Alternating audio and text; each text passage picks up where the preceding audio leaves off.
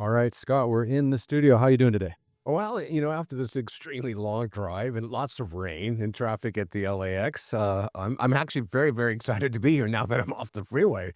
And out So of the rain. that was a surprise, Yeah. but it's really nice to be here with you. And I've done a lot of research, and I realize we have very little in common that you've done in your professional work and your travels, and I'm pretty envious. I thought maybe we'd have some sort of gluten-free meal here this morning, and I was worried. So Nothing quite that healthy. But no, it's great that you're here. And the opioid issue is a massive issue, and we'll definitely kind of get into it and go through your book as well. But I'd love to kind of go back a little bit and learn like how you came into this topic and things like that. So where are you from originally? I grew up in San Diego. Oh, Always lived there, and I travel a little bit, but that's my hometown, still my home. And my wife grew up there as well, and our kids grew up there. But I have a child now, a daughter in New York, and one in San Diego. So we're San Diego based. so that's kind of cool because not because a lot of people who are born in Southern California, they just don't leave, right? But most of us like me or have come from other countries or come from other parts of the United States, but you're local. It's quite cool. Yeah, it is, and being both natives from San Diego. It's kind of cool. I grew up inland; she grew up by the water. And we love San Diego. It's just that, we call it America's finest city, and it's a great place to have kids grow up as well. So That's we've wonderful. been there. Yeah. I've heard does it really have, like, the best weather in the entire USA? Well, you know the answer to that. It was you're trying to test me. No, it's 65-degree mean temperature, and we get about 7 inches of rain a year, and you've got oceans and mountains, and the snow, and you've got the border. We're a border town, so that gives us that cultural diversity as well. And being a military town, and I work with veterans. It's very exciting because we have people from all over the world that have relocated there for one reason or another. Of course, the military brought a lot too from all over the country. So it's a very exciting community, very eclectic. About 3.3 million people now, so we're a pretty good size. Wow. That's no Not joke. as big as this area that you're in, but it's pretty good size. Los Angeles is ridiculous. It's like an, ever-growing beast that can't be controlled, Right. and it's insane to live here.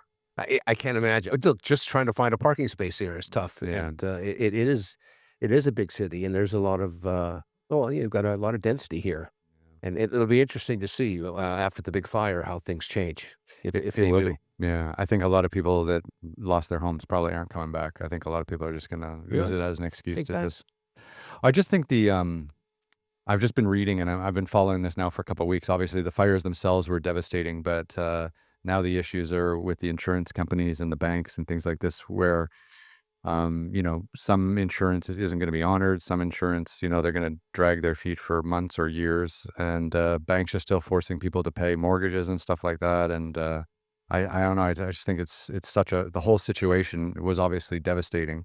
But the whole aftermath, I think, is just going to be such a turnoff that a lot of people probably won't go back. Yeah, that's interesting, and what I'm curious to see where they will go, and watching, recently State Farm just said that they want a 22% emergency increase in rates, and they haven't paid anything out yet, and they've been collecting for, decades. So it'll be interesting to see how that all irons out. But we have plenty of water. Yeah, I think a lot of plenty, just plenty of water right now. Finally, but it is funny. Like I think a lot of insurance companies are going to use the whole fire thing to jack up prices, just like Oh, it's gonna happen. And yeah, cancel, yeah. and cancel. Yeah. So we'll see that. We will, but, so I mean, what was early life like in San Diego? Like, what were you involved in your early days, high school, university? I grew up in a family business. My folks were in the retail business, so, they moved to San Diego in 1949. So I was one of those, kids that kinda grew up in a business. We never had family dinners. We always had family dinner meetings, Mhm. and it was very formal, and my folks worked both of them worked very hard, and they both worked full time. So when we saw them, which was kind of rare, when we sat at dinner, we kinda went around the table, and, there was 4 of us growing up, and they'd ask each one of us how our day was going, and, my brother got an A in this, my sister got a B in that, and my other sister got an A in that, and, I got kicked out of class that day, so I was the black sheep, so I didn't like dinner, that was hided. And we grew up kind of inland in San Diego, place where no sidewalks were, which is kind of rural, and it was a lot of fun. But, I remember at 3 years old, I was in a little three-piece suit, shorts with, suspenders, going to work, literally sorting hangers. It was a women's clothing business. So my folks wanted us all to learn from the very beginning, and I had a lot of interest in it. So, it's kind of like a corporate family, if you will, growing up. That's quite cool. Yeah, I cool, mean, cool and not, depending upon when I was in boys' school, when I got sent away to boys' school, I used to get these little 3-part memos from my dad. The old day when they had carbon paper, and his secretary would type it out. He'd sign it, "Love, Dad." And so I said, "Why would you send me all 3 of the copies?" He goes, "Well, I'm supposed to keep one for the file." I said, "What?" yeah. So it really was a corporate family. It was, we'd go out to lunch, and I'd be working for him, when I was older, and he'd take out his personal bank card to pay for lunch rather than let the business pay for it. Mhm. And I'd say, "Dad, I don't understand." "Well, you're my son." I go, "Yeah, but I'm still a management and trainee at the corporation." So it was very formal, as a family Mhm. growing up.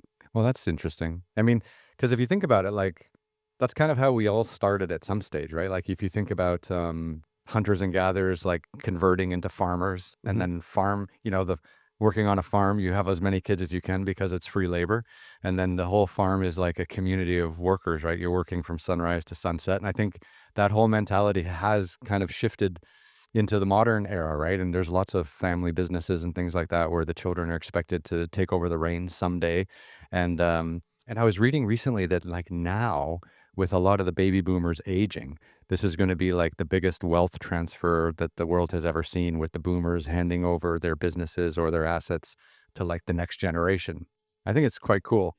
It'll be interesting to see because I remember growing up, there was an organization called SOB, Sons of Bosses, where actually they'd have these annual conferences where people would meet as parents and children to talk about, relinquishing control, turning over authority, transfer of wealth, things of that nature. I grew up with the idea, one day this will all be yours. Hmm. Yeah, and that was a lie, but another story. But it was interesting, because there was a concern about that, how businesses would transition. But this was back in the 50s and 60s and 70s, and nowadays, it's like there's a lot of accumulation of wealth in a generation, and then that next generation hasn't really done anything Hmm. to know how to really manage it, and that could be some real problems if and you see it in some of these big families today when there's a separation, there's a major issue, and then there's usually lawsuits and separation of wealth. So or separation of some people in the family of no wealth and the others get the rest. So I think there's real lessons that I learned growing up that real important that I share with my wife and my girls, and I think it's important. I'm kind of an old school thinker, and I like that idea of the entrepreneurial spirit and how people can, there is no limit. The Hmm. sky is the limit, fly like an eagle and maybe you'll hit the moon. That's the goal, right? That's the goal. So was university in your sights after you got sent away to boys school? When I finished boys' school, which was a pretty traumatic experience, I went to Tucson, Arizona, and I got permission to smoke cigarettes. They had to give you permission back in those days, and they had a rifle range there, so I got permission to get a rifle and became a marksman, which is unusual for a Jewish young man to become a marksman, non-military anyway, and I was not. And then I learned to fly. The owner of the school actually had a private plane there and offered flight lessons. So I got on my solo practice in and learned to do those kind of things. But when it came to my GPA, it was horrible. So when I got back to San Diego, I went to summer school to kind of make up for the lost year, so to speak. And then I got kicked out for smoking in summer school. And so my momentum didn't really go real well. So when it came to school, I went and applied to and attended about 8 junior colleges that didn't finish any of them. So most of my experience comes from what I call lived experience. Which is always way more interesting, right? I think so. I mean, I just couldn't get it. I still have an 8-second attention span. Still suffer from ADHD. So, it don't pause for too long with your questions. Otherwise we have to start all over again. We say, "Hey, Scott, take your shoes off. Come on in." Yeah.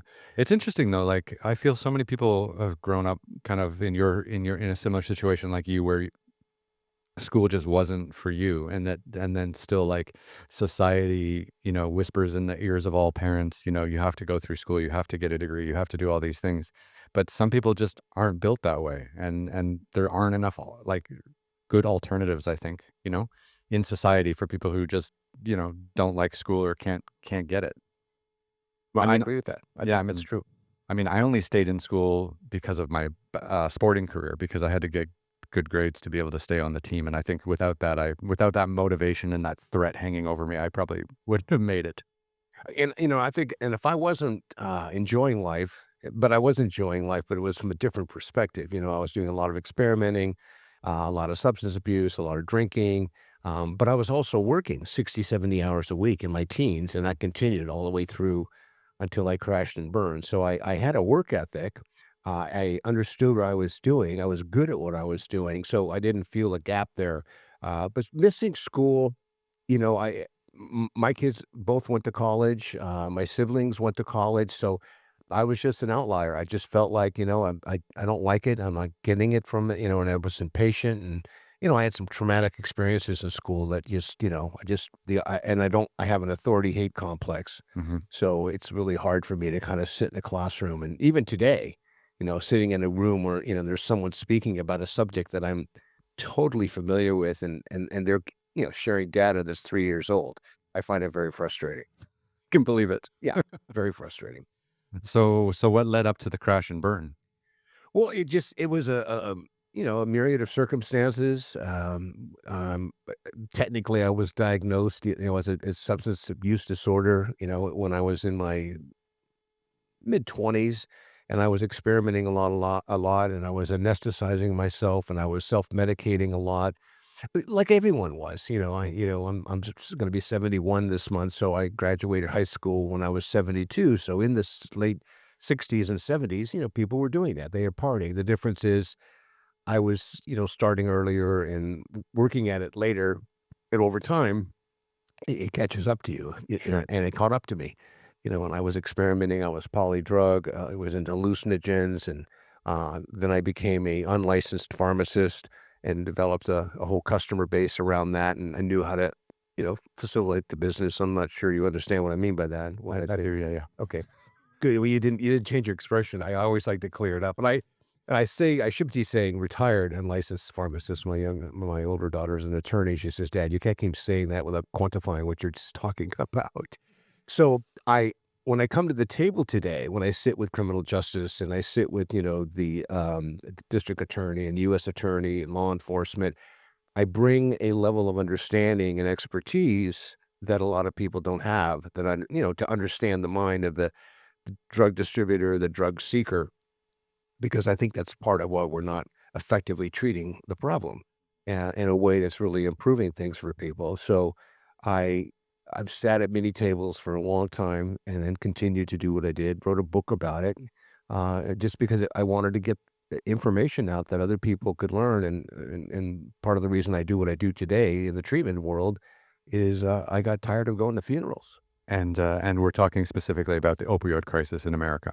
Well, correct, right. My confidential recovery is the name of my treatment program. It's an outpatient program, and we treat every drug, if you will, or including alcohol, and also people who suffer from PTSD and untreated trauma as well. Because most people who are self-medicating once they've removed, I call that anesthesia, all the underlying issues. My colleague uses the example that it's like a old station wagon full of all your stuff, and when you get sober and you hit the brakes, everything in the back comes rolling forward. Right. So, and that's what happens for people that, when they first get sober and clean and get off of their mood altering substances, that they now have to deal with all the things that everyone else has been dealing with, but without, mood altering substances. Yeah.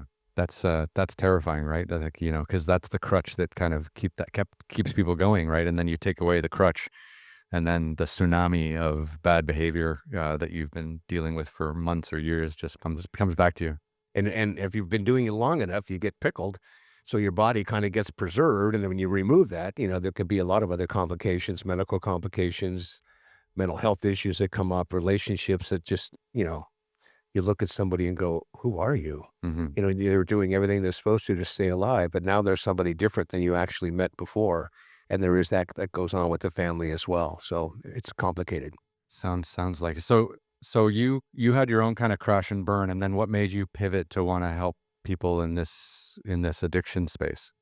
Well, without getting into the long drunkalog, basically, my poly drug use, and again, I want to emphasize that I worked full time, and I guess you'd say I partied full time.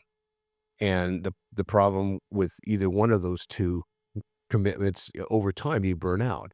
So I was burning out from work and simultaneously burning out from, substance use. And the day that things changed for me, I was in New York, on business and with the team of 14 people. Our company, my family's company had grown quite a bit, but it was still my mom and dad's company, not mine. I still had that "one day this will be yours" carried out in front of me. And then my sisters got married, and everything started to change. So we had spouses to contend with. So I was in New York, I was on business, and that whole week I had a really bad run, a lot of blackouts. And what happened was my last night of drinking and using, I had woken up, um, in my bed in my hotel. I had my ring off of this hand on my other hand, and I had some lumps on my head, and my ID was gone, and my airline ticket was gone, and my traveler's checks was gone, and I just assumed I'd been robbed. And so I called, downstairs to the front desk and, "Oh, Mr. Silverman, we've been waiting to hear from you." And I said, "Okay." I said, "Look, think I've been robbed." "No, we have, I think, everything you're looking for. So once you get yourself together, once you come on down and we'll talk."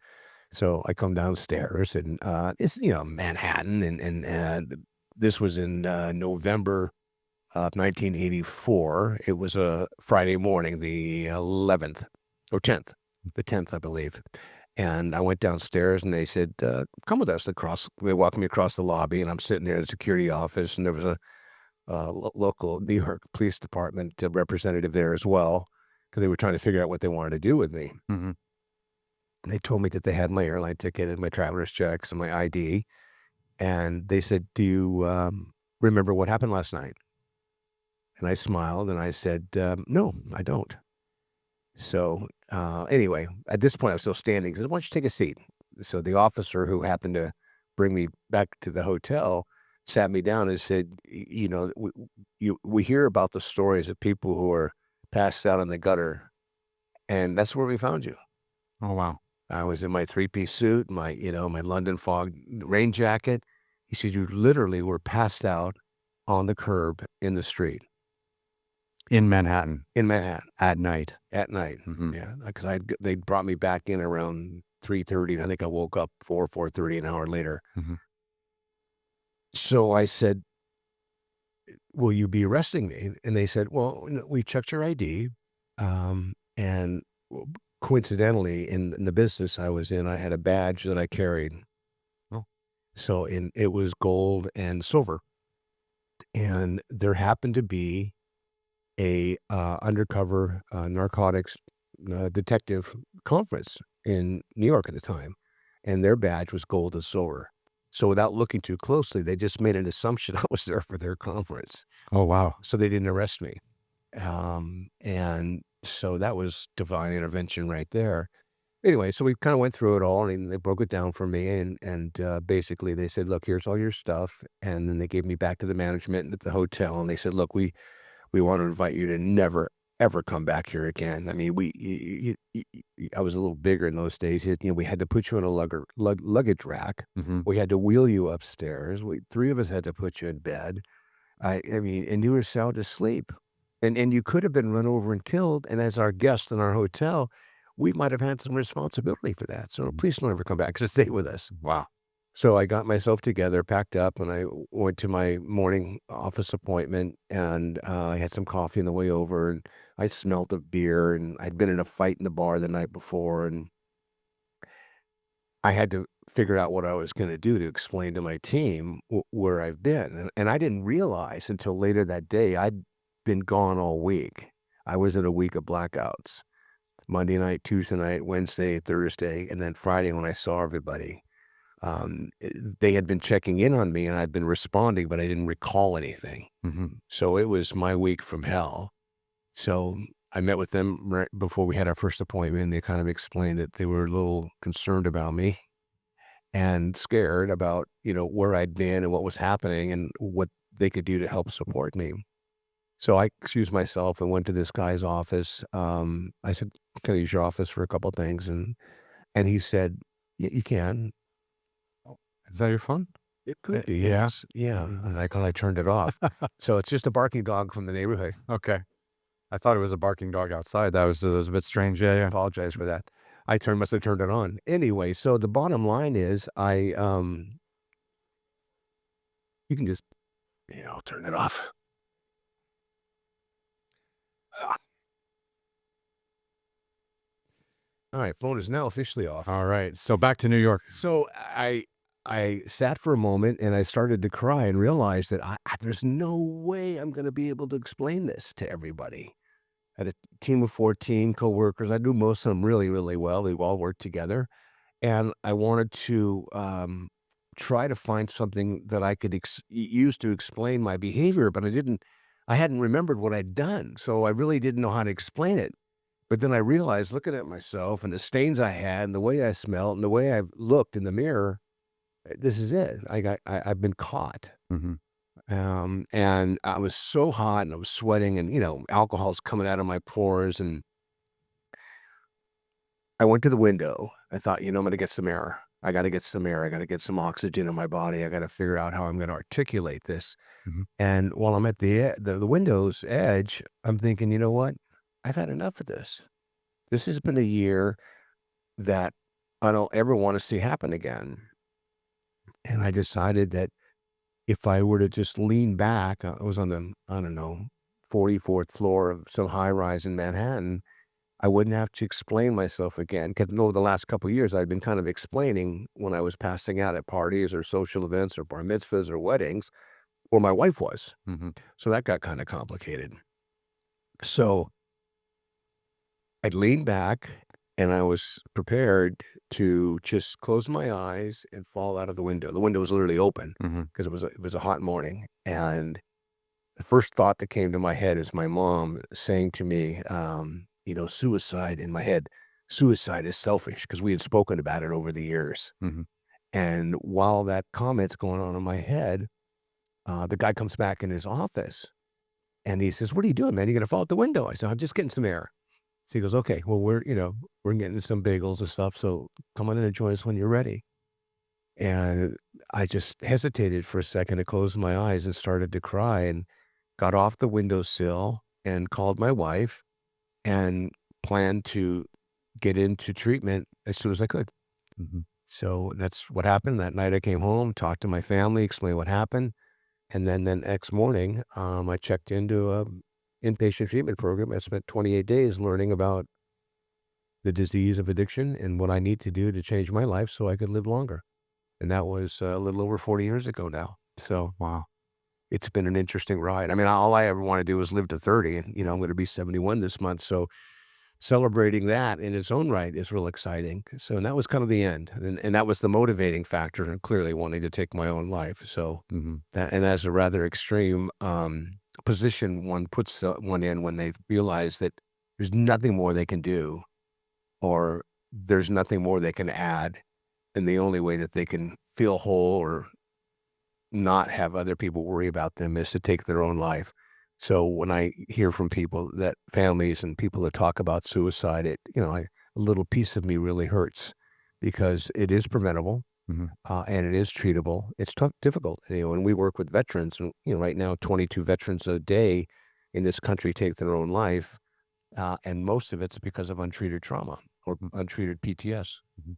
So just back a little bit more. So, um, when you came clean to your family, like I'm curious what the responses were like, because you'd been living hard and partying hard. You'd probably been trying to hide a lot of your behavior with the drinking and the drugs from your parents and things like that. So, like, did they know? Like, when you came clean, did they be like, "Okay, we've known something for a while," or were they totally surprised? Well, it was interesting to think that nobody had any idea, but I went under the assumption that they probably didn't notice because I was really clever. They all knew. All knew. We all think we're way more clever than we are. Well, and when you're under the influence of something and you're acting inappropriately, and I wasn't crazy drunk, and I used to be a bartender and a disc jockey at parties. So I was the guy that everybody got to meet whether they wanted to or not, and I was the guy that got to entertain or keep their glasses full and was usually very popular where, people would ask me. But I had a good friend that I kinda reconnected with about 9 years ago, and we were talking about the old days, and he said, Do you remember, you were working with me as a disc jockey and a bartender for nearly 2 years?" Mhm. And I had no recollection of any of that. Wow, 2 years. Yeah, 2 years. It was, well, maybe because 'cause I'm older, or time had gone by, or I was, you lose a lot through blackout drinking. I mean, Mhm. parts of your brain just kinda go away, and then, of course, sometimers kicks in. I haven't had any of that yet, but, you put all those things together. But it wasn't to me, it wasn't important to remember those kind of things anyway, and but it was interesting having him recant the story, and a lot of people I know, he didn't make it in life. And there are some people, because of the work I do, I've run into them and helped them, and we talk about what the old days used to be like. Mhm. But, it's not that easy to live very long when you do the kind of things I was doing. Yeah. No, it's, definitely it's destructive, and it definitely shortens your lifespan for sure. I'm curious, like, when you did decide to make that transition and go into rehab, what were those 28 days like? I mean, because obviously you were pulled completely out of your element. You're no longer working, you're no longer using. I mean, how difficult or wonderful was that kinda 28 days of rehab? I was actually seeing a psychiatrist, periodically, who would explain to me he thought I had a problem. So I said, "So what can you do to help me with the problem?" And so he gave me some medication, which is what they do. And I had never heard of the Fellowship of Recovery. I had never heard of, you know, alcohol problems. I never heard of alcoholics. I never knew what that was. Mhm. And I thought the reason I didn't have to worry about it is because I did have drugs and have alcohol. And when people thought I really had a problem and they challenged me, I stopped drinking completely Mhm. and continued to use cocaine until I figured I couldn't go to sleep anymore, so I got alcohol back in my system. I mean, I really was manipulating my, physiological makeup to try to stay under the influence when I wasn't working. But what's interesting about that is you are under the influence. You're impaired the next day because all that stuff is in your system. So when I got to treatment, I had no idea what to expect. But I was relieved, number 1, that I no longer had to try to keep up this facade that I was keeping up. One, to keep myself numb, and the other is to try to keep the secret so other people wouldn't know. And I was also it was my technically the first time I'd had a real vacation Mhm. in my adult life. I mean, I was 30, and there was no mood-altering substances, there was no self-medication. I was in, a couple of days of detoxing, and then I was in class, and then, I did what I normally do is I fire up my normal attention-getting devices, and I got in a little trouble, and then the 4th day I was there, I had a confrontation with the clinical director and said, "I really believe the way you're running this facility is inappropriate." Using my entrepreneurial operational skills and my customer service techniques. And so, they sent me to the, executive director, and we talked, and they said, "Look, it's okay for you to just be Scott." But I didn't know how. Mhm. So the next day, we took morning walks around the parking lot, and there was a whole area where they had, director of nursing, head of rehab, blah, blah, blah, their names on parking spots, on the curb. So I was acting out that morning, and my therapist says, "Scott, you don't have your name here. Mhm. Okay, you're not in charge. So just be part of the herd." How hard was that for you? I had no idea what they were talking about. And in my head, I couldn't get the message. I mean, I always had to take responsibility, or if I wasn't taking responsibility, I was being irresponsible. So I got my phone privileges the next day, and I called a couple friends. I said, "Look, do me a favor. I want you to come over to the facility. There's 9 bumper curbs up there. One of them isn't painted, and get some stencils and put my name on it." So 2 days later, we're out walking through the parking lot, and I said to the therapist who's kinda leading the group while we're walking, I said, "Am I okay now? Am I cleared with you?" You're a bit of a shit disturber.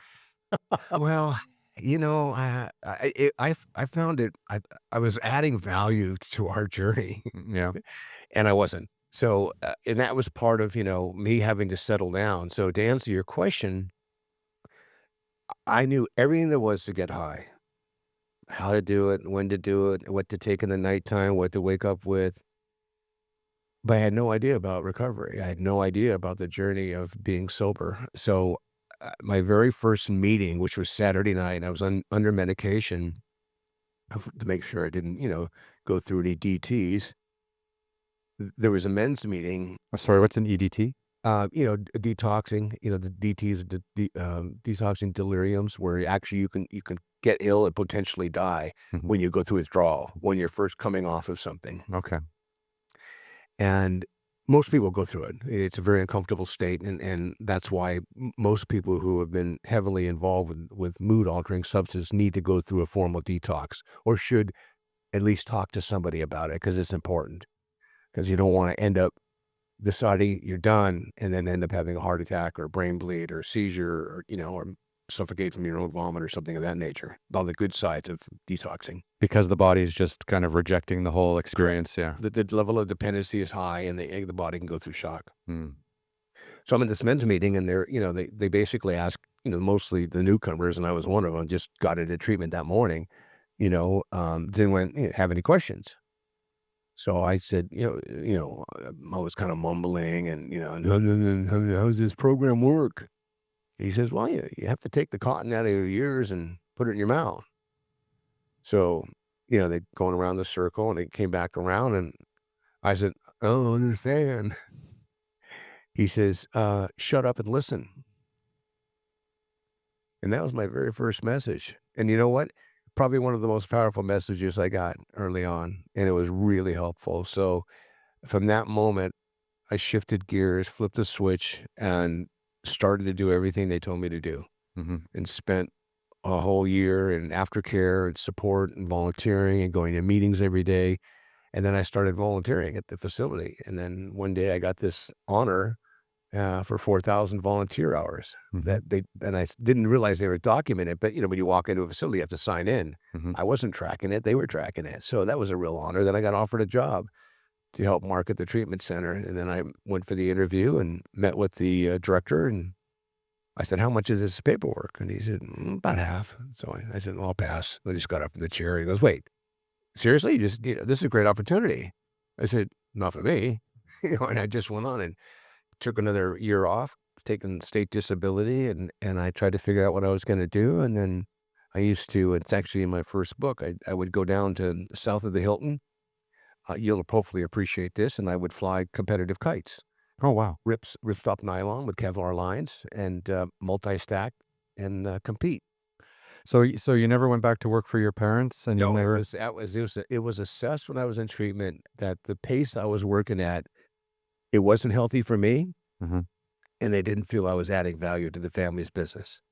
And, I was, the head of operations, and, I did a lot of the marketing, but the business was going through some other changes at the time, and there was other people there that supposedly had talent to do it. And I, not that I put my time in, but it wasn't worth me sacrificing, going back to where I was. And nobody in the treatment world was confident that I could separate the 2.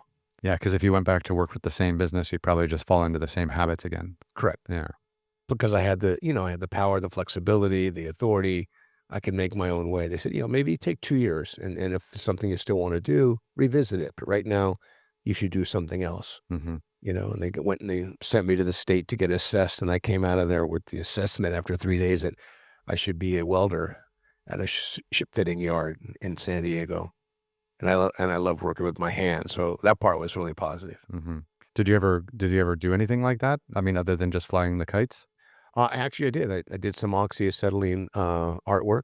I called it yard art, and, I would paint copper and put metal together and use a MIG welder and, a plasma cutter, and I like, working with my hands, so I built a lot of things out of wood, little things like, little plant bases and bird feeders, bird houses and signs and flowers and, then I Then I went a little too far with it and started to set up a business at at a farmer's market, and it's like, yeah, I didn't wanna get up 4 o'clock. I don't wanna sell this. I wanna sell this stuff, but I don't wanna get up and make a business out of it, Mhm. so I really had to calm down. When I was flying kites, and I talked to my sponsor a lot, and I said, "I think I'm gonna open up a kite store." Mhm. He goes, "Why can't you just enjoy flying kites?" I was gonna say the same thing. Yeah. Well, I went to Hawaii, and I got this custom-made handles by a kite maker, and I got a 6 stack. I still have it in my garage. Again, nylon ripstop, Kevlar lines, and these are walnut wood handles carved to my fingers, and I really enjoyed it. I wasn't really overly competitive with it, but it's a fun sport. And I know you're active. I don't know if you've ever flown kites, but the kite world's changed a lot. I mean, people parasail, they get on boards, they go in the water. But it was a lot of fun, and I thought I could maybe make a living at doing it because I didn't know what I wanted to do. Then I eventually kind of got in the housing business. Mhm. And, I was one of those guys that took my Visa card and I bought a duplex, how to buy real estate with a credit card.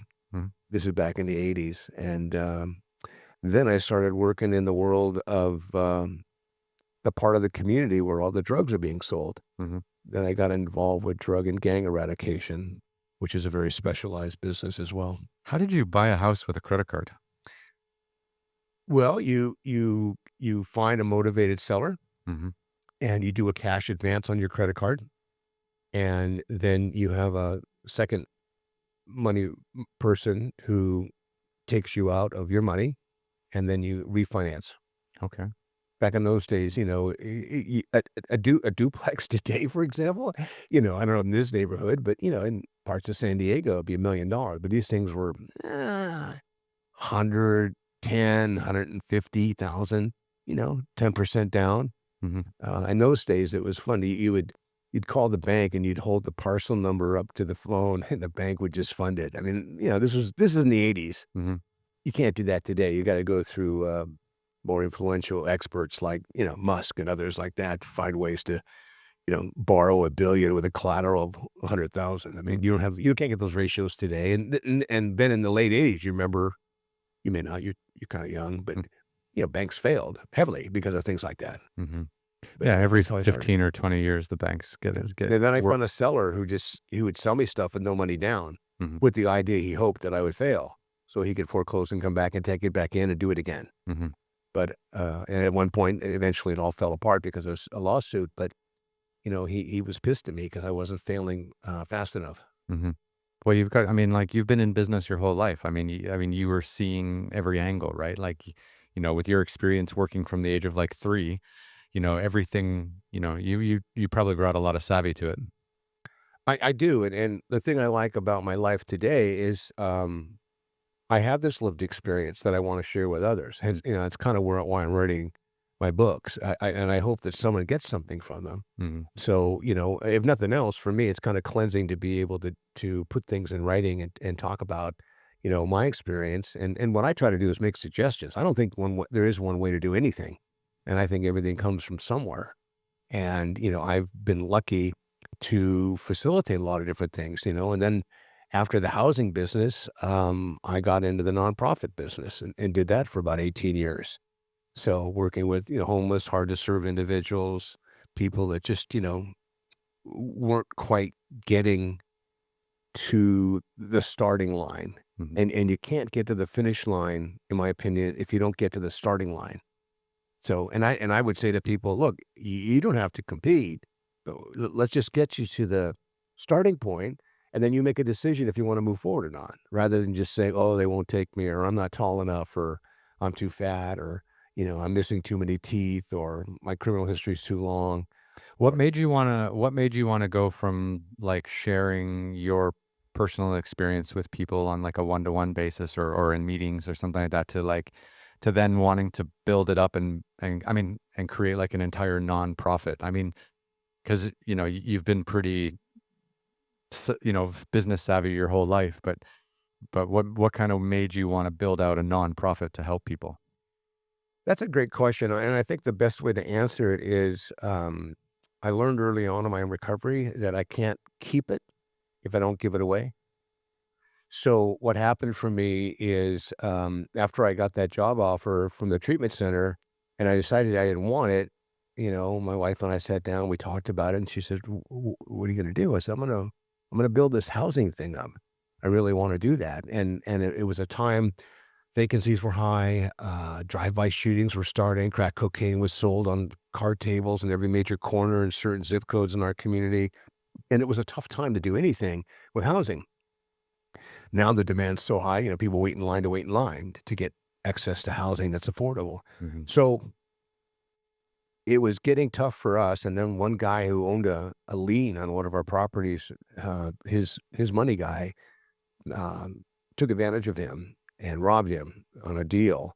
And I was the recipient of the lien to purchase his property. So he kind of convoluted us, put us together, and went after both of us. And I didn't have a choice at the time, so I guess, "Here's the keys, you can have the keys." Mhm. He goes, "Nope, I wanna sue you." So, we ended up in 1993, the same year that I started my nonprofit, I filed for bankruptcy.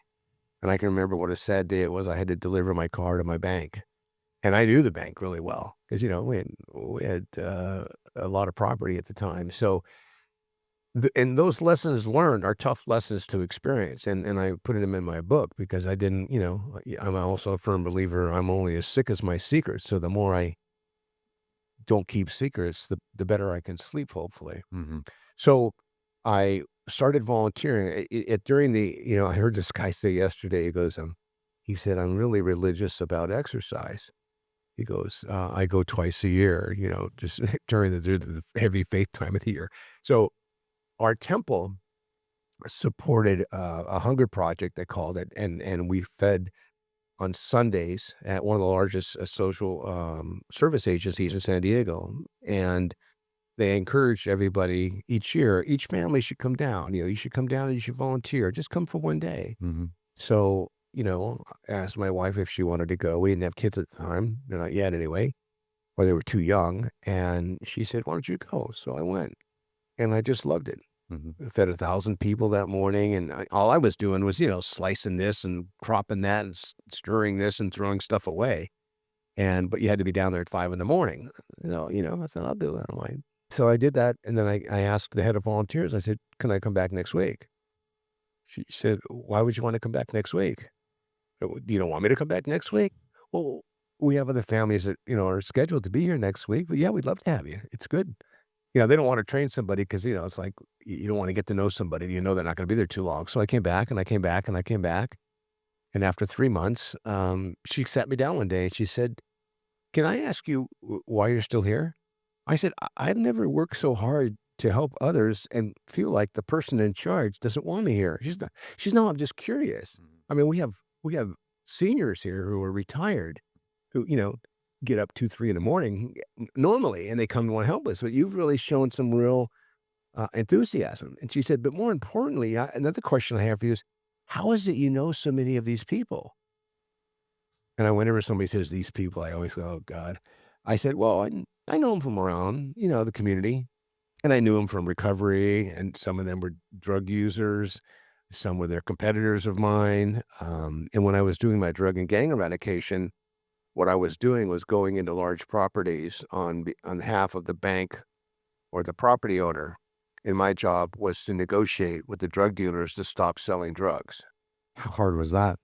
Good, and we'll come back to that. I'm gonna finish the other part, the softer part, then we'll come back to that. That was fun. But a very special skill and very, very dangerous. So I said, I love doing what I'm doing here, and as long as you'll have me, I'll stay."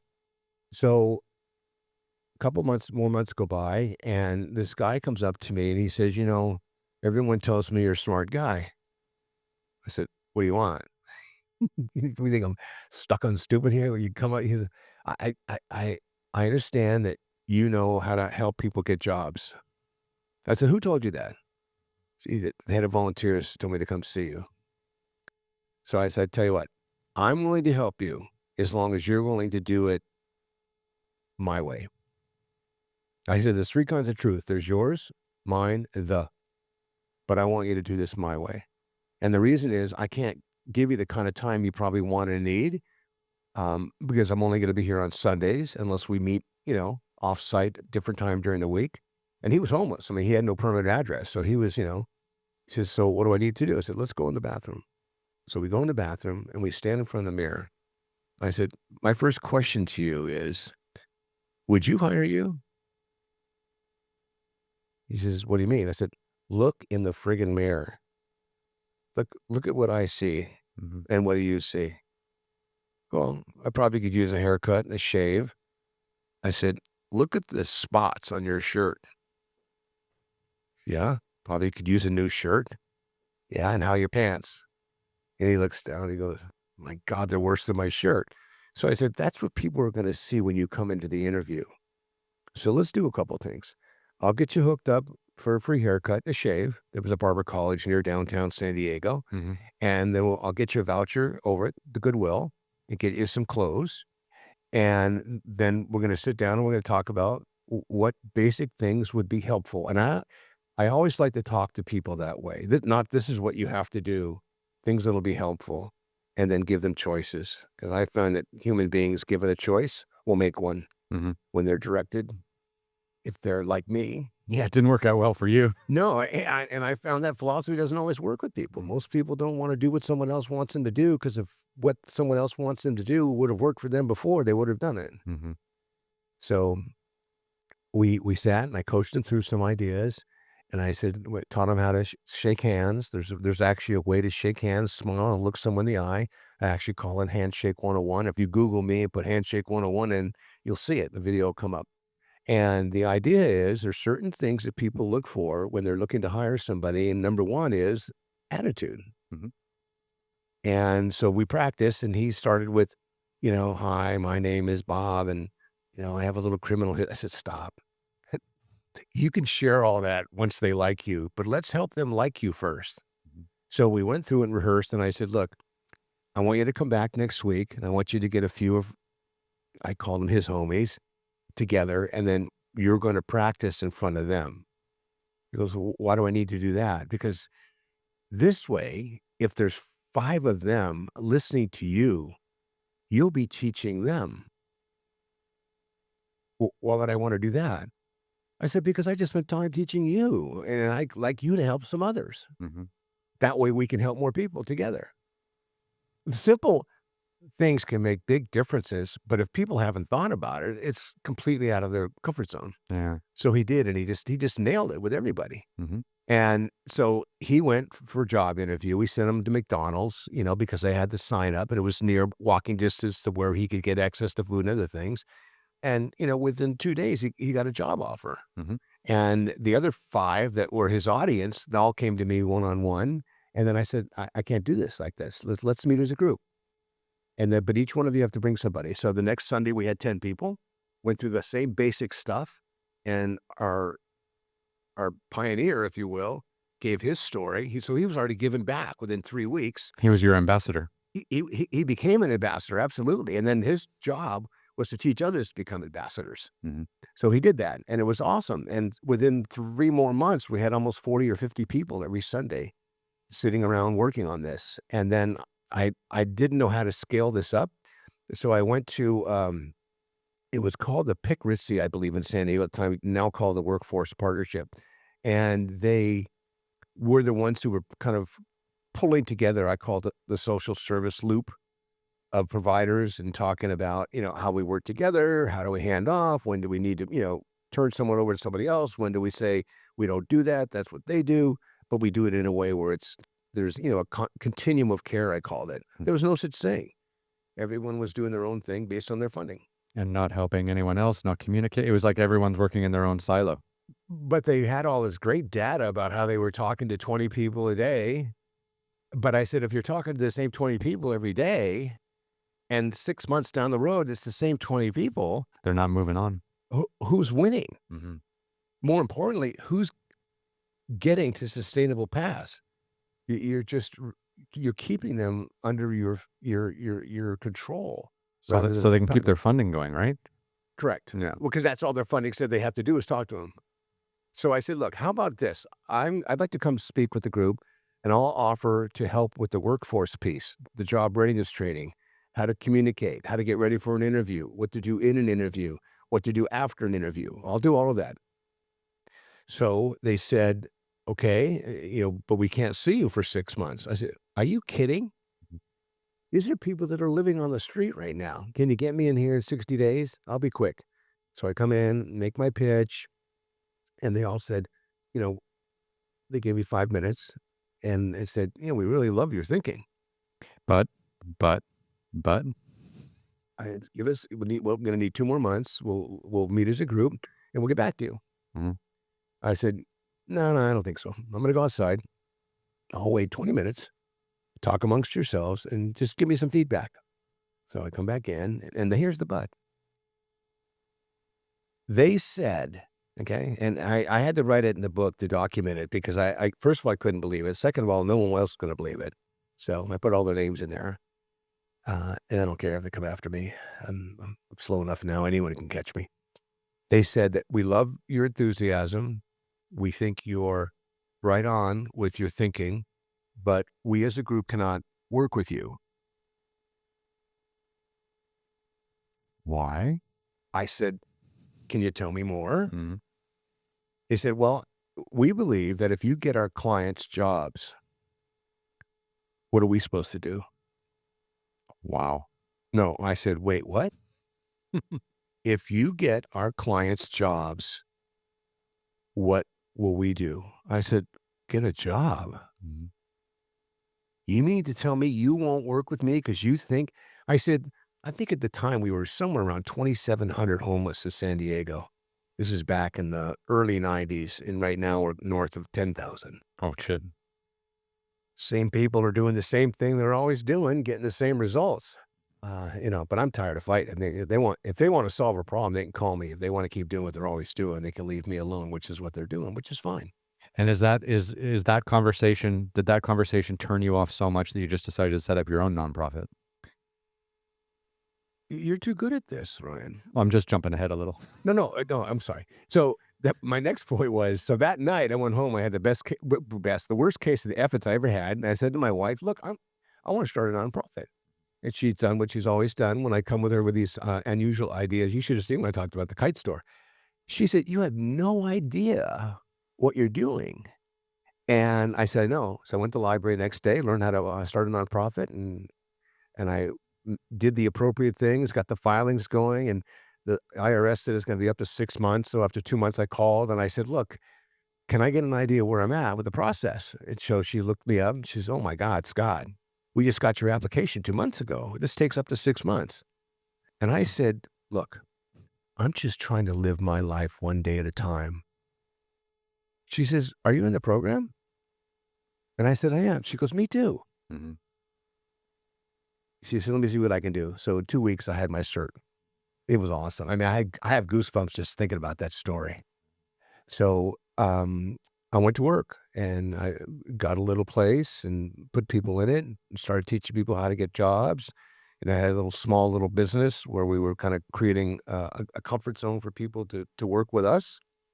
And then, it grew and I had more property. The nonprofit owned all of it. I didn't own any of it. I figured I didn't do too good before. I'll just, and we raised money to buy property with charitable contributions, mostly in the private sector, and that really grew. And then one day, we kept getting started working with people coming out of jail and prison, and we really needed our own business. So we ended up buying a Ben and Jerry's up in the Hillcrest area in San Diego, and we bought it, controlled it, and we put our clients through it. And you'd walk in, they'd be in the tie dye of Ben and Jerry. No one would know who they were other than their tattoos. Mhm. And it's funny though watching these guys come out of prison and, "Scott, this ice cream is so cold, my arm hurts when I scoop it." I go, Really? If that's the worst part of your day to day compared to where you told me you were 6 months ago? Mhm. Let's move on and just man up and get that ice cream in that cone." How many people do you think you helped over the course of that nonprofit? How many jobs did you help people get? It's tens of thousands. Tens of thousands. Yeah, because I created a classroom environment so I could scale it up. And that's really what I've just tried to do, scale it up. And I probably, after 18 years, and I had a situation with my board and things changed and I left. Mhm. But I kept going, because now the need for helping the underserved is greater than ever before. But I keep whispering in appropriate people's ears, and certain people call me and say, "Hey, will you get involved? Will you do this?" I go, "I'm not coming in as a volunteer. because there's no skin in the game. And I know I've developed an exit program strategy for homelessness. California has 40% of the homeless in the country. Mhm. San Diego's over 10,000 people. The governor just shared that we just spent $26 billion the last 5 years. And our governor, just celebrated 20 years of his first commitment to eradicate homelessness when he was the mayor of San Francisco. So it hasn't gotten better. No, and I think there's no interest in having it get better because they make money on allocating all this wasted capital. No one's really doing anything, no one's solving any real problems. Right. Well, and social service workers, I mean, they don't make much money. Even executive directors who run multi-million-dollar agencies don't make a lot of money. So, the bottom line is I'm always available to talk with people if they want a resource and help, but I'm not putting myself out there like I used to. Mm, So I grew the nonprofit, loved doing it, and we had 9 scattered sites. We were graduating almost 80 people a month. And when I say graduating, to graduate 80, we had to go through almost 200. So we were serving about 3,000 a year, just in the workforce piece, not the housing component. So, and I wanted to get him. I wanted to get him out of the system because I was pissed the way the system treated him. mhm. And the average person I ever met that was in the system said, "Scott, you know what? I would rather swing a shovel or a hammer or a rake than I would sit in front of somebody to fill out paperwork and tell me that, I should just keep taking the bus Mhm. or the trolley." It's true, right? It's interesting, like, like, the majority of people who are sober, like, they want a better life, like, they want to work and they want to contribute, and, if they wanna really, change something in their life, they need to have a place to sleep and they need to have a job to go to every day, like, those are the 2 basic minimums. If you don't get those, you're gonna end up back in your old ways and getting into trouble again, and then you just get recycled back through the system. Yeah. Well, think about it. Who doesn't want those 2 things? Yeah. And the way I used to look at it is you need an address to get a job and you need a job to keep an address. Mhm, So that's why I did housing and the workforce piece. I didn't do the treatment side. I didn't do the mental health support side. I didn't do the medical side. I didn't do the transportation side. That was not my skill set. mhm. My skill set was looking at somebody, making a quick assessment, offering them some opportunities and get them moving. And I call it the chiropractic syndrome where people work on you every week. That's Mhm. kinda how they work. Not to critique the industry, but I wanna be able to help triage, give them the tools, show them how to work them, and create a path to sustainability. Because I really, I like the MASH philosophy. I don't wanna hold your hand for a long period of time. I want you to get your own personal success going and hold others.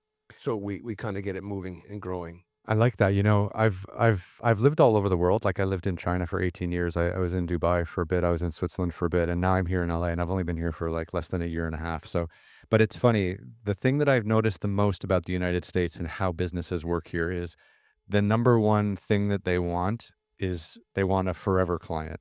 So they don't wanna help you once and give you the tools to better yourself and then go out into the world and be successful. Whether it's in healthcare, whether it's coaching, whether it's anything, they want the stream of your time, energy, and capital every month and to just kinda keep you stringing along.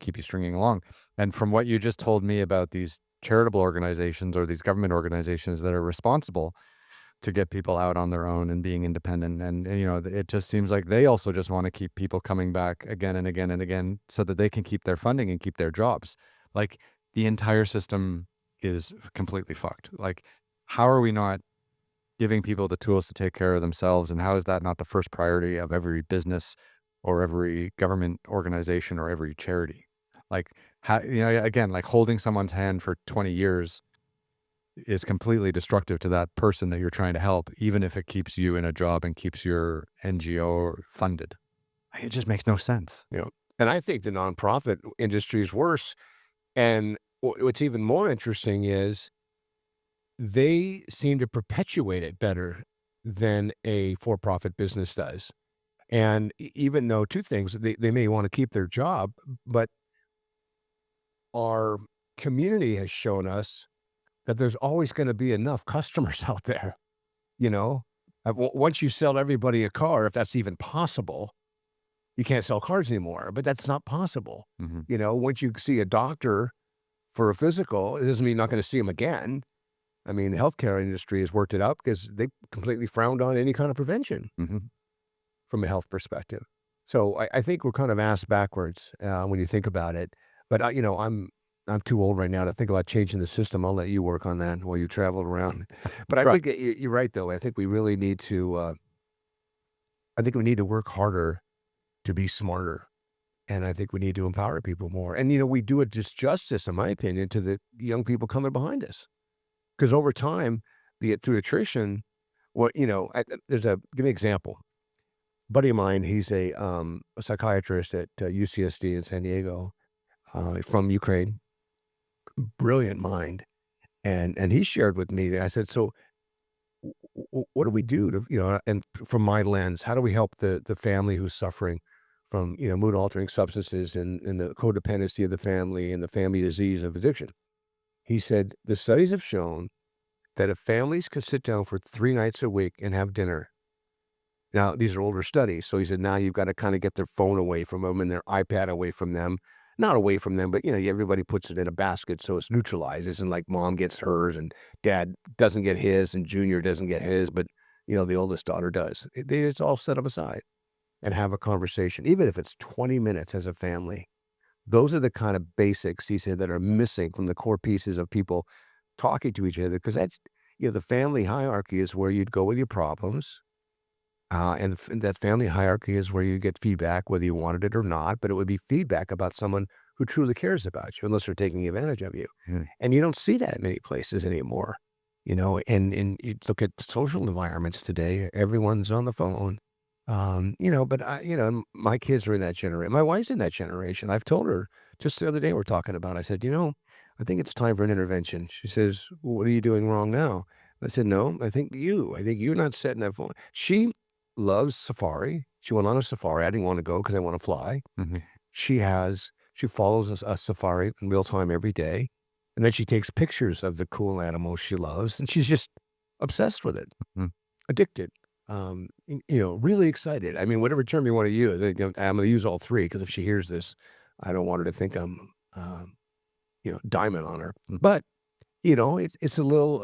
I said, look, if you're doing that, and I'm cooking steak and salad and potatoes, and you're not really happy with the meal and you didn't participate, we gotta talk about that. But, we joke around. We've been together in 42 years, and Mhm. she helped save my life, so I continue to tell her I still owe her, and, she says, "Well, I owe you too." Mhm. So, as long as we feel like we're committed to each other, we have fun and we laugh, and you can tell from my personality, probably not an easy guy to live with. At least I don't think I am, but, I'm trying to one of the things I'm looking to do this year is I've never really done it, is, get obsessed with, physical activity. Mhm. And I was looking at you on bikes and trikes and snowboards and skis, and I went, Climbing all around the world, yeah. "Yeah, I thought, I hope he has a big enough chair I can fit in when he gets here." Well, it's, the thing I mean, the thing for me I figured out quite early is just being out in nature is, my happy place. Yeah, Yeah. that's great. And just finding that, knowing that, respecting that, and giving it value and practicing self-care, whatever it Mhm. is so important, and I think people have lost that in their, desire to achieve whatever it is they're looking to desire. It is true, like, so in 2019, before COVID, I was super busy. But that year I did 10 expeditions in 10 countries in 10 months. So we did these massive, like 2 week mountain climbs, or we'd walk across a desert or through a jungle for 2 weeks or something like that. So for 2 weeks, almost for 2 weeks on, 2 weeks off. So for 2 weeks every month, almost the whole year, I was sleeping in a tent and, eating locally. And Is that why your back's hurting you now? that was the yesterday. Notice you saw Yeah, just yesterday. my workout yesterday was rough, but no, so we would go out and sleep outdoors and live with the rhythm of the earth and wake up with the sunrise and go to bed with the sunset and all these things.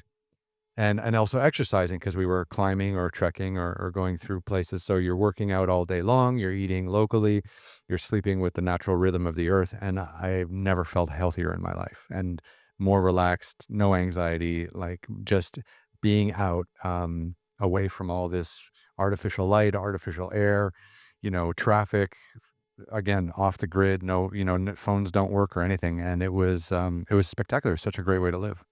How did you frame that? Natural vibration of the earth? The natural, rhythms of the earth, like, Rhythms of the yeah. earth. Yeah, I like that. Because what happens is, like, you go back 10,000 years ago, like, we would make fires in the evening, but we would go to bed, when it got dark, right? And now we use all this artificial everything to keep us awake longer, whether we're working or whether we're watching television or, laying in bed staring at our phones. And all of that is completely destructive to, like, the natural rhythm of how our body wants to operate. And I am an absolute firm believer in that. Like, the more we do to go against living in nature, and of course our cities are full of it, then it's really difficult. I actually had this there's this guy, I filmed an episode of my Extreme Treks series in Montana once, and we did a trek in the winter through Glacier National Park. It was freezing.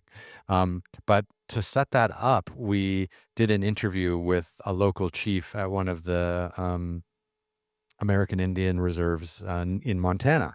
And this man, his name was Heavy Runner.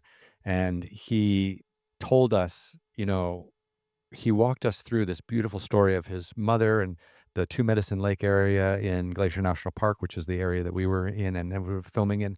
But then he kind of went on this kind of tangent about how everything in nature is positive, and everything in cities or that has been man-made is negative. So, like, if you're in a city, there's signs that you can't do this and you can't do that, and there's laws against this and there's laws against that, and everything is something you shouldn't be doing or can't be doing. But in nature, you can do whatever you want and you're totally free. And it's the laws of nature that govern you, not the laws of man. And there's something to that. Like, he really, I mean, that was obviously, the way that him and his ancestors had grown up, and that's kind of the way they see the world. And it's, more and more, it's the way I see the world too. And because I have traveled so much and seen so many different ways of life, and once you do that, then you get to pick and choose, what works for you, and you get to steal a little bit from all these different cultures and societies that I've had the wonderful privilege of accessing. And it's interesting, and just how destructive, in a lot of ways, you can't have a city like a Los Angeles without all this infrastructure here. I get that, right? But but totally rejecting all of the nature and the way we used to live and the way we used to connect with the land and stuff like that, that's also not good either. So we need to find a better balance. No, I don't disagree. So you must have, your bags packed and planning on your next venture. Ready to go anytime, but, then I complicated my hobby of being outdoors and climbing and loving being out in nature. I complicated that by wanting to make television about it. So then it was all about fundraising and getting the crew together and making sure we have enough budget to do this, this, and that. And then you add stress to your hobby. And it was great because I got to share my hobby with a lot of people because the TV shows get to be watched. But then COVID hit, and now it's like, how do we get back to that fundraising point? How do we, because it really did shake the whole industry, and it's been a really strange journey back to 2025. Yeah. Yeah, No, I know. I've watched it in our industry, yeah. We have an industry, that does about $60 billion a year right now, and has a 95% failure rate. That doesn't make any sense. Taxpayer dollars. 95%. And what's interesting is they haven't found a modality, a place, a location, a treatment model, clinicians, medical people, addiction specialists, mental health experts that have found one modality over the other that's better Mhm. or works better. So when I got in the industry 10 years ago, I thought, I don't think I could screw it up any worse than it is. That's a good way to start up a business. Oh, it gave you a bit of, positive motivation, but, it was then you have to get into insurance and all the stuff, and, we were closely today with veterans, which is nice because and I've worked with people coming out of jail and prison, started my organization 10 years ago to help first responders who suffer from addiction, law enforcement, fire people, border patrol, lifeguards, they're considered first responders as well, and now working with veterans. Mhm. So I've worked with most, and we serve a lot of doctors and lawyers and professionals as well. So I joked when I started 10 years ago. I'm working with cops now that I'm now helping the people who used to arrest my old clients. Mhm. So I came full circle around. So it's been exciting to do all of that to touch those people and their families, and it does, and I've learned it doesn't matter what zip code you live in or come from. No one's exempt from it. Right now, 15% of the country has an active addiction problem, and that's about the number, 15%. So if you do the math on the 330 million, but what's even more fascinating is the 15% who are actively in their addiction each one will impact 7 people to 8 people per day negatively. Wow, that's a huge number. So it's almost 85% Mhm. plus the 15. So people who are suffering from addiction or are drug seeking or under the mood altering substances or self-medicating because they're either under the influence or they're impaired, and they will negatively impact 7 to 8 people each day, like, immediate family, coworkers, colleagues, on the road, drunk driving, whatever you wanna extrapolate it out to. So it's a real problem, and then you haven't really spoke much about the opioid, but, 400 people die every day for opioid overdoses. That's the one that really confuses me. And we can jump into your book, The Opioid Epidemic, but so the whole opioid thing happened while I was abroad, right? Like I was living in China, um, medical, um, medical painkillers and things like that are really, really restrictive there. Like it's really hard to get your hands on them and stuff like that. But then you see this kind of opioid crisis come out, and I've watched some of the movies that have come out on various streaming platforms and stuff like that, and they just seem like way too politicized. Someone was having some fun with them and stuff like that. So, and then some of the documentaries have also they get too political. But at the end of the day, someone made this drug, and this isn't a new drug. And you tell me if I'm wrong in any way, shape, or form, but this is my layman's take on it. Someone made a drug for some really serious pain, like having a surgery or getting hit by a car, right? And then over several decades, people started, or several years maybe, it might have been faster, doctors would start prescribing it for headaches or menstrual pain, and of course that's not what the drug was used for, right? And then now you've got a whole bunch of people who clued into that who are already addicts in some way, shape, or form, and they loved the high that they were able to get from this particular one. I think in one of the movies you could see people crushing up the opioid and snorting it to get a faster high and things like that. And I read somewhere that one of the companies that made opioids even went so far to make sure that the pill couldn't be crushed, and it had to be actually ingested, because when it's ingested, the opioid chemicals they release over a period of time which is how it's designed, and crushing it and snorting it is not how the thing was designed. So now you have, again, hundreds of thousands of people dying a year on this drug that is readily available, but it's not being used in any way that it was designed to be used. So that's kind of like my take on it from living abroad looking in. So maybe you can bring me up to speed on how this opioid crisis became an actual crisis.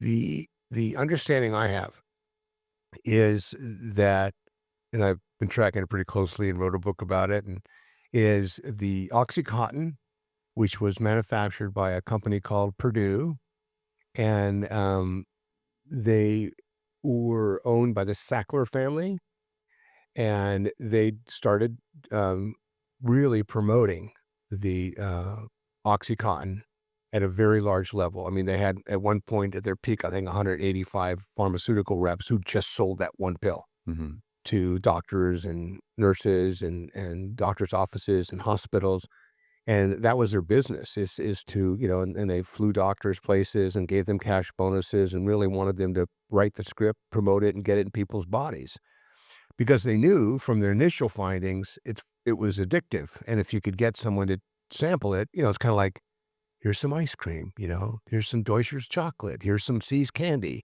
"Here's some whole wheat gluten-free muffins that taste like peanut butter in the summer." Yeah.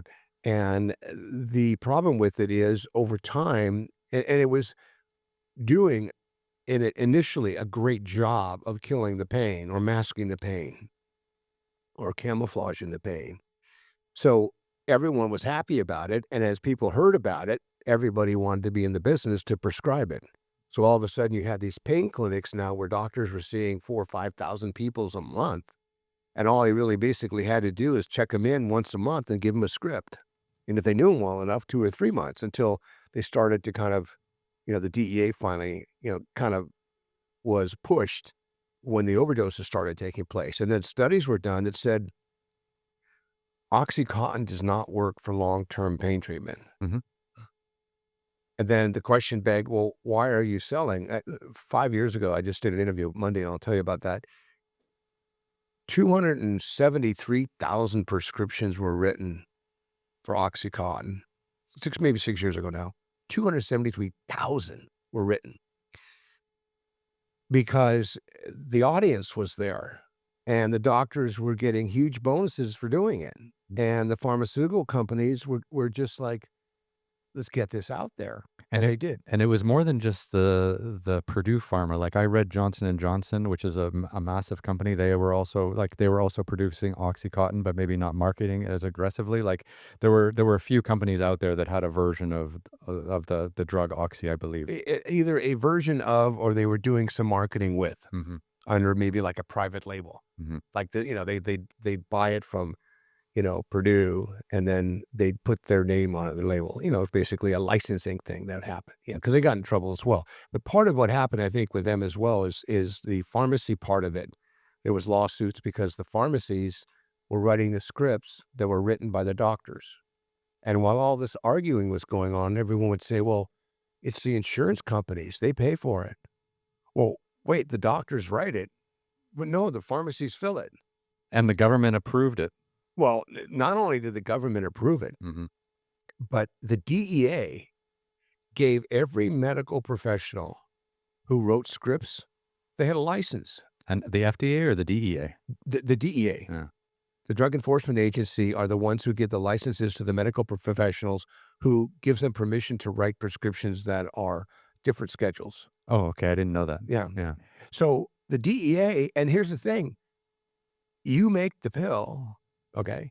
Then you sell it to me. That DEA number goes from your business to my business, so it's tracked. Mhm, So the DEA knew where all the pills were being sold, mhm. what pharmacy, what distribution center, what marketing arm, and the quantity, because everyone had to track it.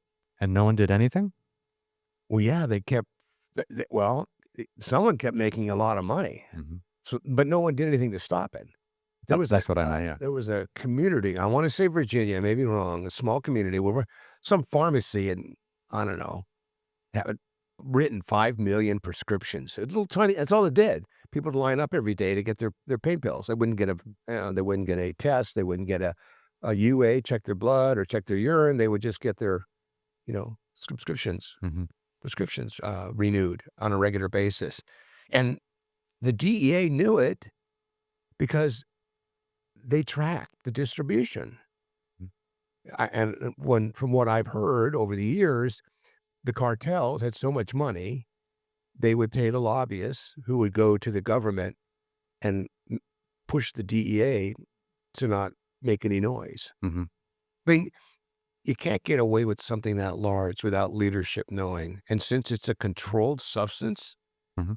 and it's controlled, it's so unusual. When I was arguing with people 8, 9 years ago about this, they go, "Well, educating is gonna be important." I said, "How many doctors are there in the country? We know what that finite number is. Let's encourage all those doctors to stop writing prescriptions for pain with OxyContin until they've done a full physical or blood work on somebody, and then measure that over time. Insurance will pay for all that if it's medically called for." Mhm. So it's a small group you have to get a hold of versus trying to get to, 15% of the population that may wanna use it and do it. It's such a bizarre thing, like, you have to think, like, so if we use Purdue Pharma as an example because they've been called out in the media so much. So, okay, Because they were so the largest producer. yeah, largest producer, right. So, okay, so Purdue Pharma, they spend years coming up with a painkiller like OxyContin, right? And then they go to the FDA, the Food and Drug Administration, a government agency, to show that it's not gonna be harmful and that it does what it's prescribed to do, right? And then so the FDA signs off on it. Right. Okay.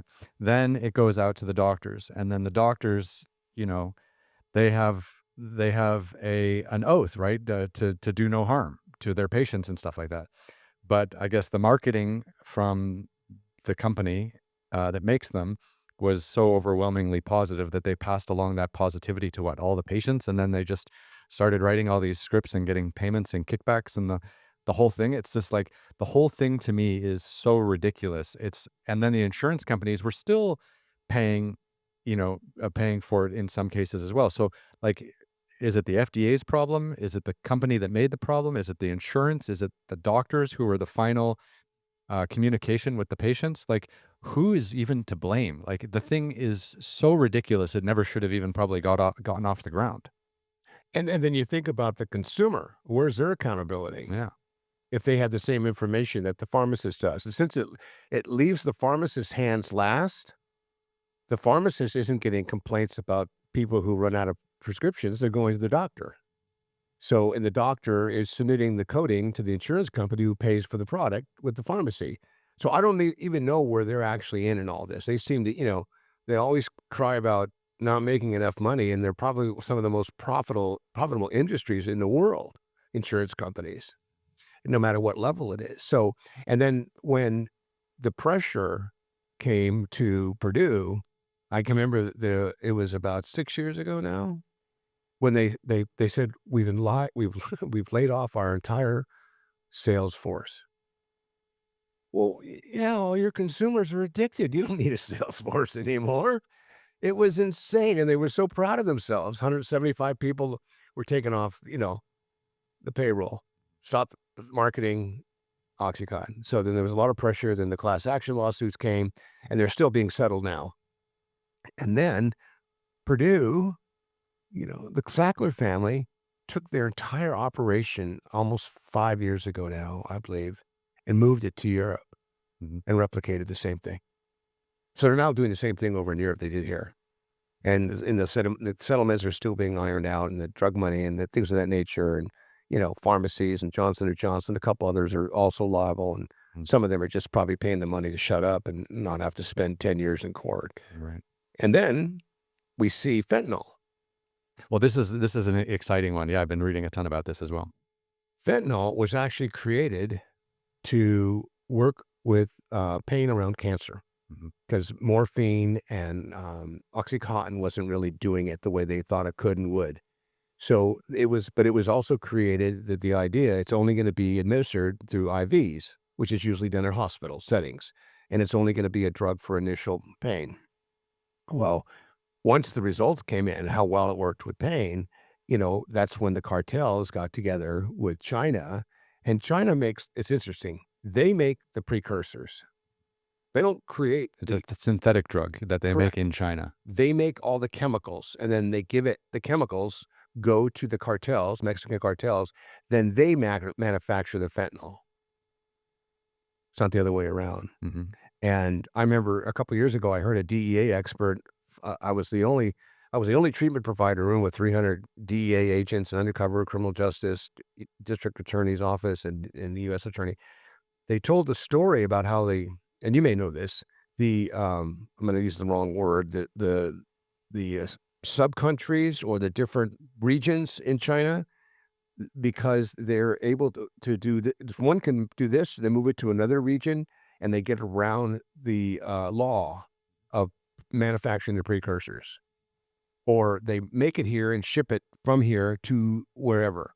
So they've had this workaround for years in China, the way they're set up with their colonies or their regions, The provinces. provinces. Yeah. Okay, so and again, in their mind, they're not making the drug; they're just making the chemicals for the drug. Mhm. And then the cartel makes the drug, and then the cartel brings it into or gets it into the United States. So I read a little while ago that like fentanyl kills like 20 or 30% of the people who try the drug in the very first time they try it. Like, I don't Accidental overdoses are pretty high. I think the number it's probably close to that 20 to 30% who are experimenting. But the problem with fentanyl is that's really been precarious. It's different than OxyContin because it was prescribed. Fentanyl is being disguised in other drugs. So it's being laced in marijuana, it's being laced in methamphetamine, it's being laced in cocaine, it's being laced in heroin.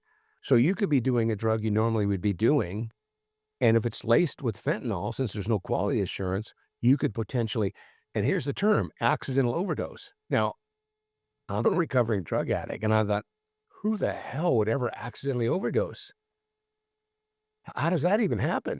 That Very was my much. thinking 12 years ago. Yeah. And then I started to look into it and realize the and the thing that's interesting, fentanyl is a synthetic and it's a poison. It doesn't even really get you high. It just poisons you. Mhm. And now, and people have been asking me for years, why do they make a product that kills their consumer? It's the worst. I mean, yeah, that makes no business sense.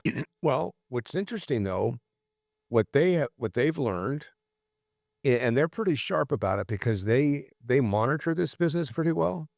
I've heard some interesting stories on how they track what goes on. For example, let me go back to the point. So the idea of the fentanyl is the more that people overdose and die, and there was a period of time there where everybody that happened to was hitting the media, Mhm.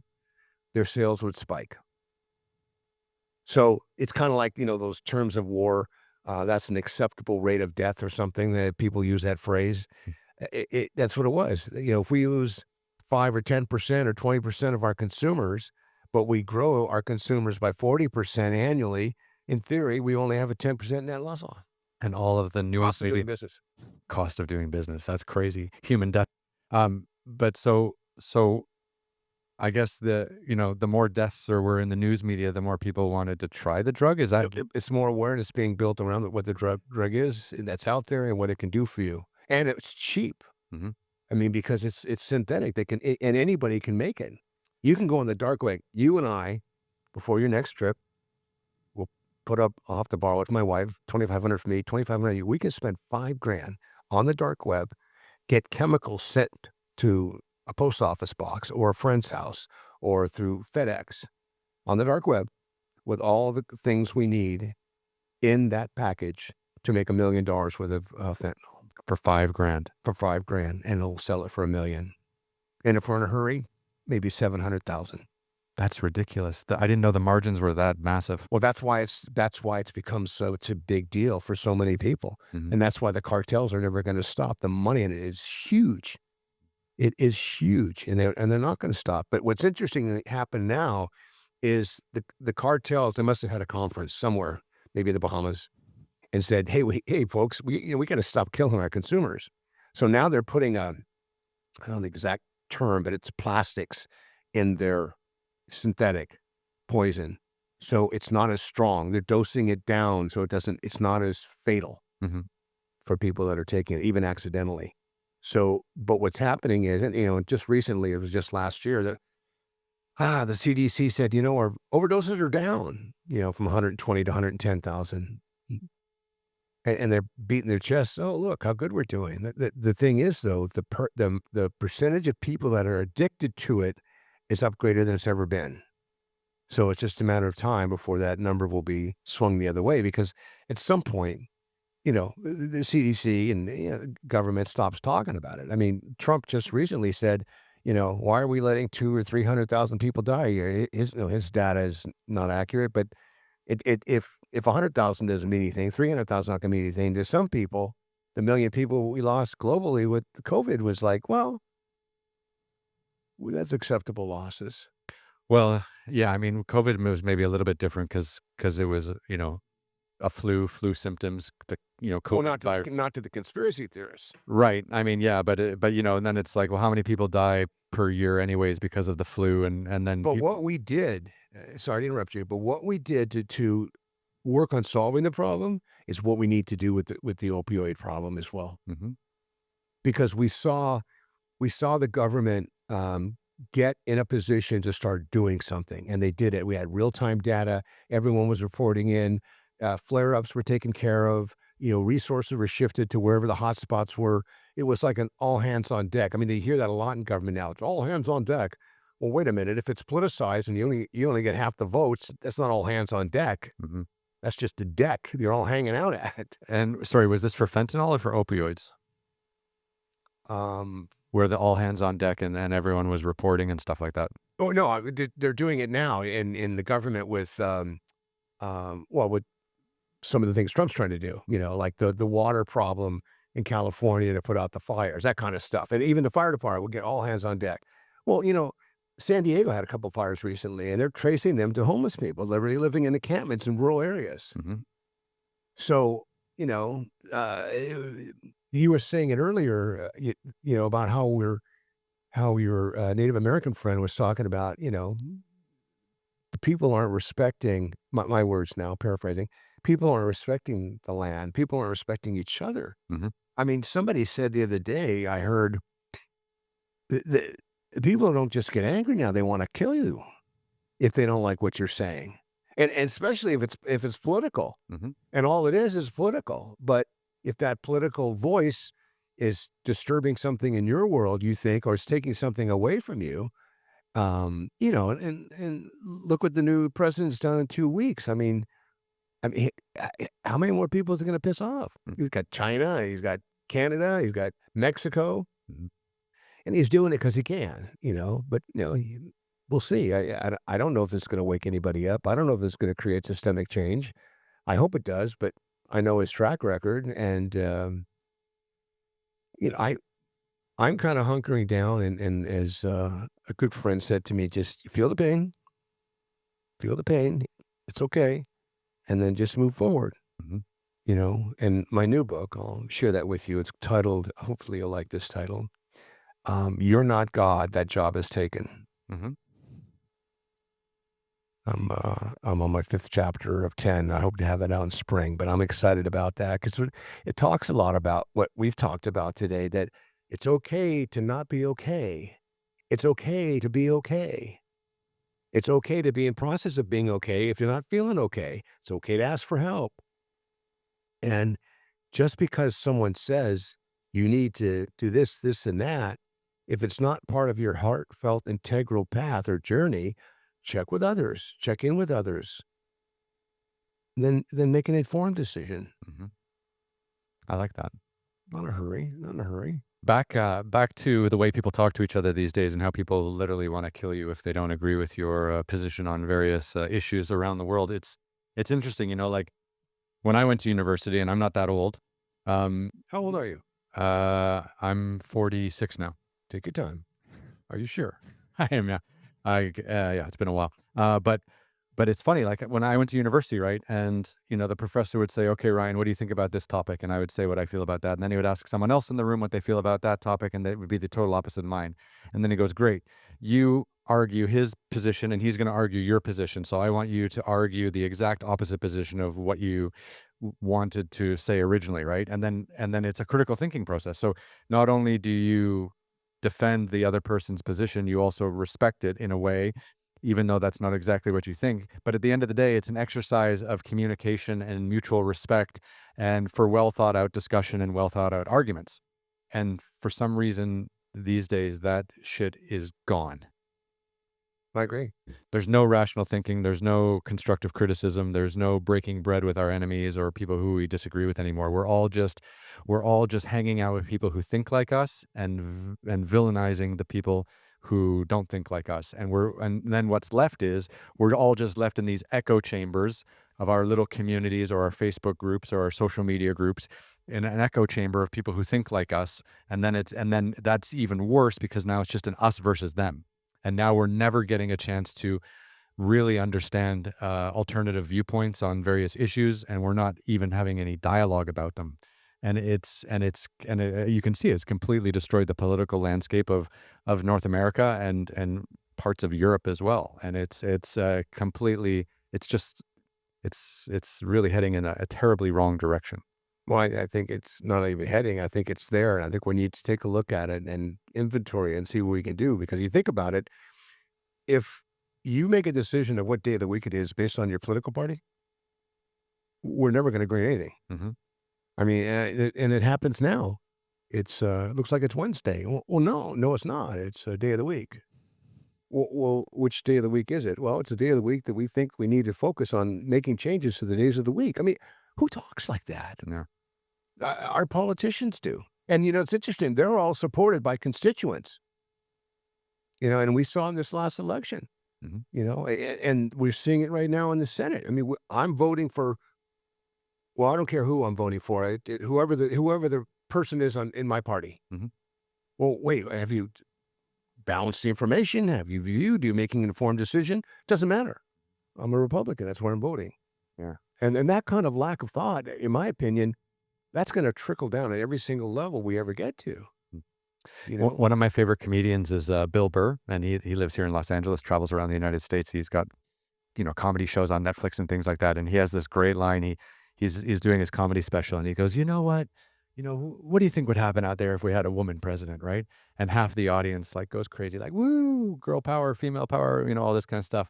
And he goes, "You're the problem." He goes, "You don't even know what her platform is. You don't even know what she wants to get done in her first 4 years. You're just gender, yay!" And he just called out all these people in his own audience for just being super excited that someone who's the same gender of you will have They power, thought they were going the right direction. and they thought they were going in the right direction, Get the A. but they had no idea of like, what she thinks about immigration or what she thinks about healthcare or what she thinks about any of these things. Like, and these are the issues that we need to, judge our politicians by, not just if they're the same gender of us or if they're the same party as us, right? Like, when did we stop doing like the deep digging and trying to figure out like what people are actually standing for or believe in or getting paid to believe in, or which is the case these And days. that's almost like, that's the easier, softer way that people are taking, but the consequence behind that is, it's not just a decision of what day of the week it is. There's gonna be some more, ramifications to how you vote on that or how you take a position on that.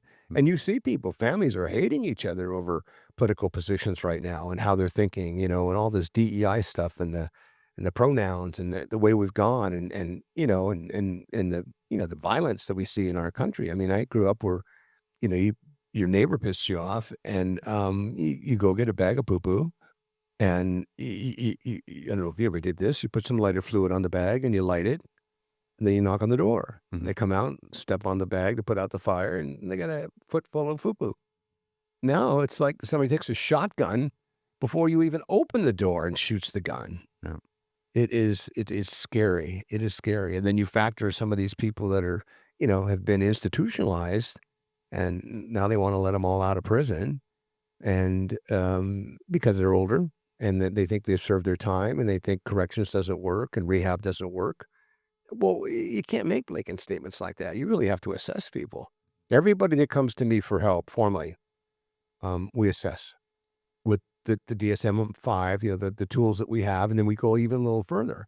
I mean, I have people that come to me and says, I'm not going to quit drinking or doing marijuana, but I will give up OxyContin. To me, that's somebody who's willing to make a change. Let's get them in there. If they contaminate the environment, then they're not maybe appropriate for us, but we'll give them a shot because they're willing to try and they've asked for help. Three of the hardest words in the English language is, I need help.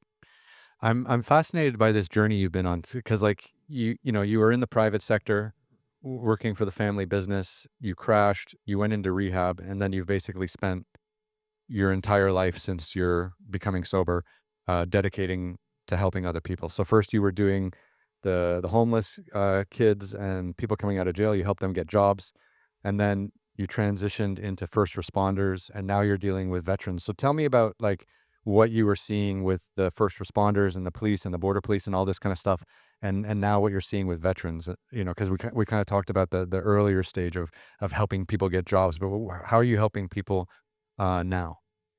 Well, I think the difference that I'm seeing today is, first of all, I'm smarter. And, I love that saying, fail frequently so you can succeed sooner.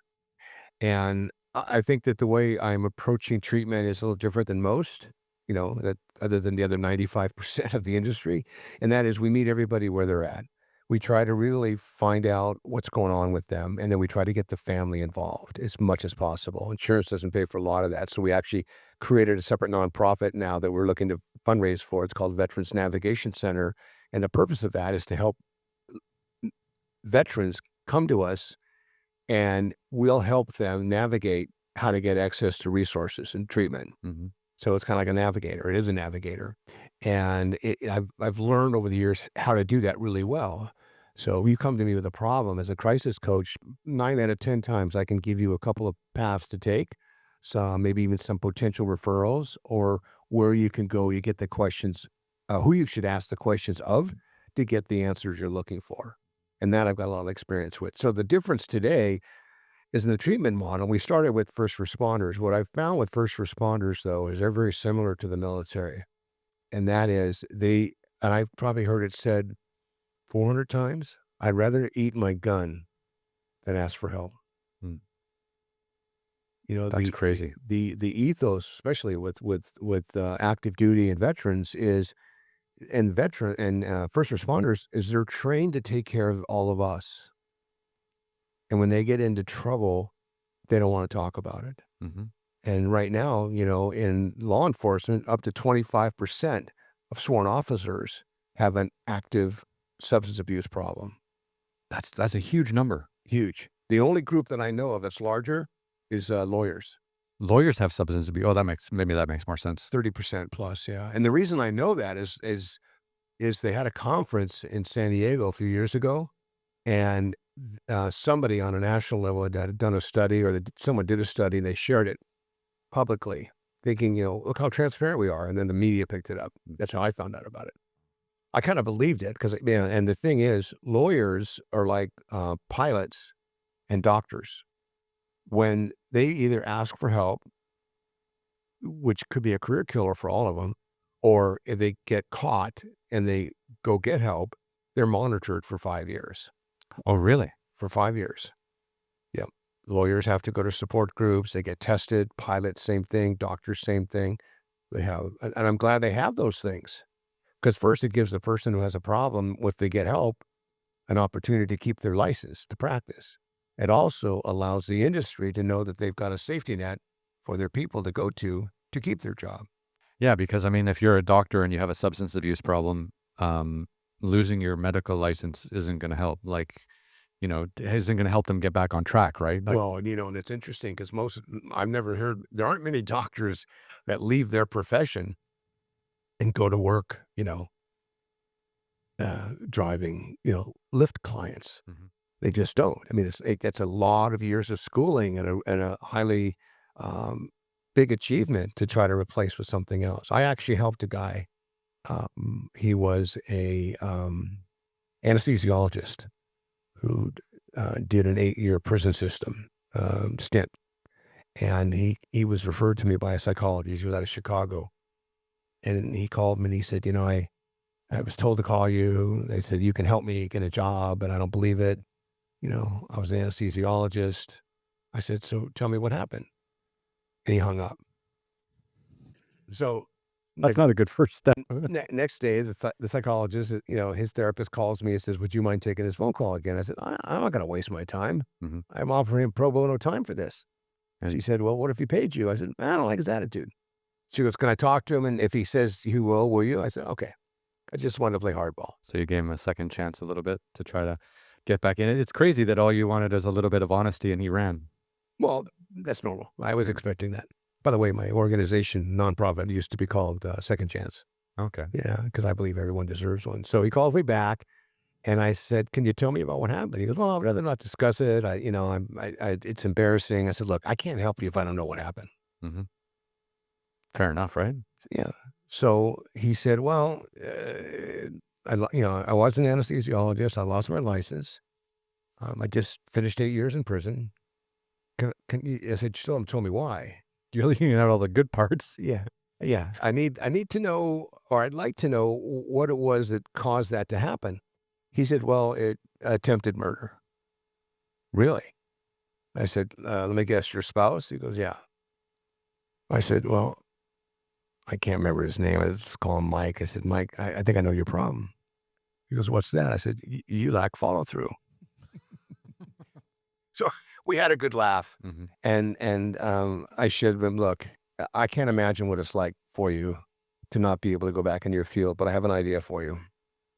I want you to go online, and I want you to search coaching. What even coaching? What, softball, baseball, basketball? Mhm. Is that life coaching, career coaching, things of that nature? I said, what am I going to do with that? I said, look, you may or may not know this, and I'm sure you do, but anesthesiologists have the highest level of suicide in your medical profession. Oh, I didn't know that. Oh, Mm, that's okay. You call guys like me. I'll take your call. He says, I know. Well, they have access to some of the best drugs in the world. mhm. That's kind of the simple answer. So he did call me back, says, "So what are you thinking?" I said, "Well, what would happen if you started coaching other anesthesiologists that are in trouble?" Mhm. He goes, "I get it." I said, "So check in with me." Call me a couple months, had his website up. His therapist was making referrals for him. He made some connections with some of his old relationships, a couple hospitals, and he's building a robust coaching business, talking to other anesthesiologists. About his own issues. Well, he shares what he needs to about his history, but he also shares with them how, because he has had such an interesting time with his own experience, he can be helpful to them by being a positive reinforcing force of energy. So, just I learned a long time ago putting people to work, try to find something they're really good at. One of my favorite things to do with drug dealers that were coming out of jail and prison, because they have no resume. Mhm. You know, never worked at fast food, never worked at Walmart. Never, I said, "So what are your skills?" "Well, I sell drugs." "No, no, man. You're a salesman. You know how to market. You're tenacious. You don't give up. You're willing to negotiate. Those are great skills." So we get them into we teach them some things to get them into sales jobs. One of the worst problems or challenges I had was a guy who came to me, more tattoos I've ever seen on anybody, and a big swastika on his neck. That's So, tough. so my guy comes to me. He says, "Scott, we got a guy here with a swastika. I'm Jewish." He goes, "We don't want to put him in front of you if you don't want." I said, "Bring him in." Nicest guy, but I mean, he literally his eyelids, nostrils, and tongue, cheek, every part of his body was covered that I could see from the neck up, so he couldn't hide that. He could put long sleeves on. So that's what we want to do. We got through it. And I said, "Look, people, number one reason people hire people is attitude. How's your attitude?" He goes, "Well, I think I'm pretty motivated." He goes, "I'm really feeling low because how am I going to go get a job looking like this?" I said, "I have an idea." So a buddy of mine who goes to my home group in Ocean Beach, I don't know if you know that, it's in San Diego, runs a tattoo parlor. So I sent him over on an interview for the tattoo parlor, and he loved the guy, so he hired him. And now he works helping other people get tattoos. I mean, and it's not that hard. I mean, but you have to think out of the box to think like that. Mhm. Where could this guy go work looking like that? Because that was going to be a big challenge. He wasn't going to work in the average consumer-oriented places. We know people. We said, "Look, with your felonious background, you can't work at a bank." Mhm. And then I found this really cool, the shipyard in San Diego, NASCO, it's called. I found a guy who was a subcontractor who was able to work with people who were disabled. Well, alcoholism is a disability in California. I didn't know that. Yeah, No. that's okay. Look, you've been too busy traveling, brother. I'm trying to catch up, play catch up. No, I have a specific niche because I had these challenges that I had to overcome. So how do I overcome it? So I found this guy and I sent him 30 people one year he put to work Wow. under this little umbrella, which helped the company meet its criteria for, disabled individuals through the ADA Act. He was happier in hell because everyone that came to him from us was well trained and had a great attitude. They'd been through a 4-week training. They lived in our sober living. So we knew who they were. And then one day he comes to me and goes, Junior was tested dirty for marijuana. I said, "Listen, buddy, you got 30 referrals from us this year. Mm. You didn't pay us a friggin' penny. You never donated to our charity, and you had one dirty UA." Mhm. That's amazing. I said, "Yeah, yeah, this is before marijuana was legal." I said, "But that is amazing. So you really just need to, back up and go have a donut." Question for you. Of all the people that you put into jobs over the years and helped get jobs, so you mentioned like tens of thousands or 10,000, like how long did they last in those jobs? Like, because obviously it's part of human nature to relapse and you're dealing with people who might have had criminal pasts or might have had addiction in their past. Like, what percentage of people like relapsed and fell out of your program? I'm just curious. Yeah. Well, I remember earlier I shared that, we used to graduate between 50 to 80 people a month average. So if you put that together, it's about 65 a month. Of the 65 that graduated, they were usually honed down from about 50, 100, no, 65, that would have been 130. So half, I'm sorry, 50% of those who came to us who graduated. Of the 65 that graduated, approximately 70% would retain employment up to 2 years. Wow, for 2 years, that's And incredible. we had studies done that showed that, Yeah. third party studies. So So 50% of the people, sorry, 50% of the people who walked through your door graduated your program, which meant they were eligible for employment, and then 70% of those. kept their jobs Yeah. up to a year. And I say jobs, they may have gone through 2 or 3, Mhm. but part of, the concept is following up. And I took that model, and that's what I use in our veterans center now, is we have to have a 2-year follow-up. So if you came to me and wanted help, we would make a commitment to you as long as you made a commitment to yourself and us that we would be with you during that runway.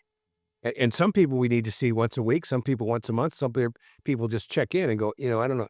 And we say, well, why haven't you got a therapist yet? We talked about that. That's something that's deep rooted. It's untreated trauma. We don't do that with you, but we do telehealth. So we do stuff virtually as well. And we're trying to make it easy as possible. And I'm trying to build a model now Mhm. that the VA, the Veterans Administration, in the next year or two will pick up and go, we want this nationally. Because what we're doing, the way we're doing it, it's not being done now because they don't work together. Mhm. VAs in LA and San Diego, Los Angeles, San Francisco, they don't work together. That's crazy. It's the model, and they have a $300 billion budget, That's insane one of the as well. second largest budgets, probably next to the armed defenses. Yeah. So and who knows with the people that are in there now, sorting things out where we're spending money because there's really no way to measure the successes or the performances with the way we spend money because no one's tracking it. Kind of like in our industry, if you ask the average treatment provider, what's your percentage of recidivism reduction? How many people maintain certain percentages of sobriety? Who the hell would track that? We know it's 95% relapse. Now, what percent of those come back? No one really knows. So, we just keep plugging away. We know if we stay with people, they have a much higher percentage chance of being successful Mhm. simply because they're being supported. It's interesting. I've had a few veterans on the podcast, and it's interesting because, and I think too, like sometimes the police would probably get this as well, and then I think the armed services folks get this, but their jobs are victim to political cycles and political news, right? So, like for example, everyone loves police officers for 20 years, and then we have like a Black Lives Matters movement, and we have a defund the police movement, right? And obviously that must have caused a massive amount of trauma to police officers who were just innocent and happy people who want to protect and serve, right? And then you also look at like armed services people and veterans. Um, you know, sorry, one guy who was on here as a veteran, he told me the most amazing story. So he came out of university. He was an athlete.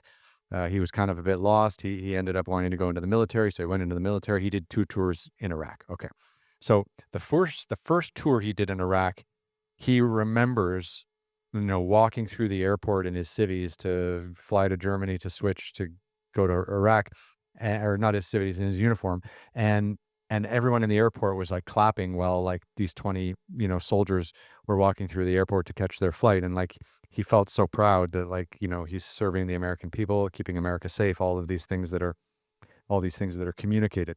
Um, and then he came back, a year later or whatever, and he stayed in the military. And then I think like 2 or 3 years later, he went back to Iraq, and he said people were like booing them in the airport when all this stuff came out, that there were no weapons of mass destruction and all this kind of stuff. And he just was so heartbroken by that flip of a switch, of how being in the military can be so politicized and how they're viewed, and that wrecked him for years.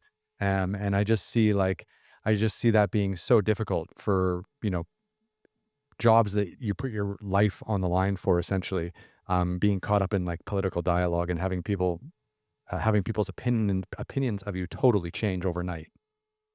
That must be, I mean, that would lead me to substance abuse. Well, and I think when you explain it about that individual, you think about it, he's probably the exception. I mean, somehow, somewhere, somebody intervened. He got help. He crashed and burned, hit a wall, asked for help.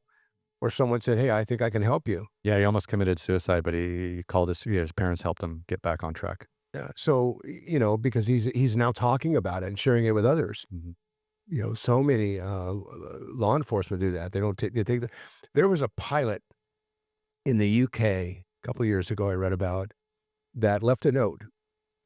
He said that he took his own life, crashed in his plane. There was a message there too, I think. I don't know if he really talked about it. He said that he was so depressed and so sad that he was embarrassed to ask for help, so he chose to take his life. Mhm. So part of what keeps me going, if you will, especially with veterans, San Diego, we have 375,000 veterans. Half of them do not have insurance, and they're all entitled, Mhm. meaning the VA has the budget to basically provide resources for every veteran. There might be one or two exceptions with some huge criminal issue or something. Even dishonorable discharges, you can get access to benefits. So I thought going to work with veterans was going to be easy. But the way it works is we have to get a referral from the VA. The VA has to do an assessment, but we work well together. But I should have 100 people waiting at my front door every day. Mhm. Half of 375,000, and there's benefits there. They should get them. And then I also know that a percentage, I believe, is closer to 25% of the homeless are veterans. So if I can help the veterans that are homeless by working with others who do the housing, transportation, and the medical and the deeper rooted underlying behavioral health stuff, we can reduce homelessness. Just that simply. Mhm. Nobody wants to hear that. That's crazy. I mean, I talked to the guy who runs the behavioral health of San Diego. He has $1 billion budget. And I asked him, I have a podcast I do. It's called Your Crisis Coach. And love to have you on if you want. And Anytime. you don't have to drive anywhere. So you don't have to worry about seeing your therapist, taking medication, or having a drink like I might have to today. Yeah. So, and he said, I said, before you say that, just know that we're recording this and this is going to be for the public domain. He goes, no, I understand. He goes, I said, so here's my question. If you had $2 billion instead of $1 billion budget, do you think you could help create systemic change with that much more money? He said, no. Mhm. He said, no. That's crazy. He said, the political will in the community of San Diego won't allow it. I'm paraphrasing. I don't know if the political will, the way politics work, or the way leadership is to the point about we don't want to fix that problem because then we'll what are we going to do? We'll be bored. We'll have nothing to do. We'll go work on the sewage problem in the Tijuana River. You know, There's go endless go lists find of a way to problems. desalinize ocean water so we can have fresh water and not have to worry about it running out of water again. You know, get day schools going with the right kind of staffing. Pay people the correct wages. Make sure law enforcement has the support they need. Mhm. Just to name a few What things. do you what do you think of, what do you think of I mean, what do you think of people in Washington, DC trying to make all this government spending more efficient and trying to either streamline it, cut it entirely, or repurpose it to make it more helpful? Because from what you're telling me, and I'm kind of reading in between the lines here of our conversation, it's that you've created this independent nonprofit charity work that's been very efficient and effective at addressing very niche concerns like getting people back to work. Like, let's go. But but it seems like all these institutions and government agencies around you are just dropping the ball, but they've got nine-figure budgets. Like, that doesn't make any sense. Well, the VA claims, or this internal conversation has been had nationally, that it's run by doctors. And according to the World of Chamber of Commerce, doctors are the worst business people that exist on the planet. That's not their specialty. Mhm. And they're the ones running the VA. And until about and it was Trump who actually set up the what did he call it? I can't remember the name of it now. When his first term, he set it up, the choice program, where veterans can go get help anywhere, and then the VA would reimburse that vendor. opened it up so they wouldn't have to wait in line because people were, literally in, cold weather outside waiting for days to get in to see a doctor. Mhm. So part of what we've learned through our experience and my cohort who runs the organization with me, is a 22-year veteran Navy commander who's also in recovery.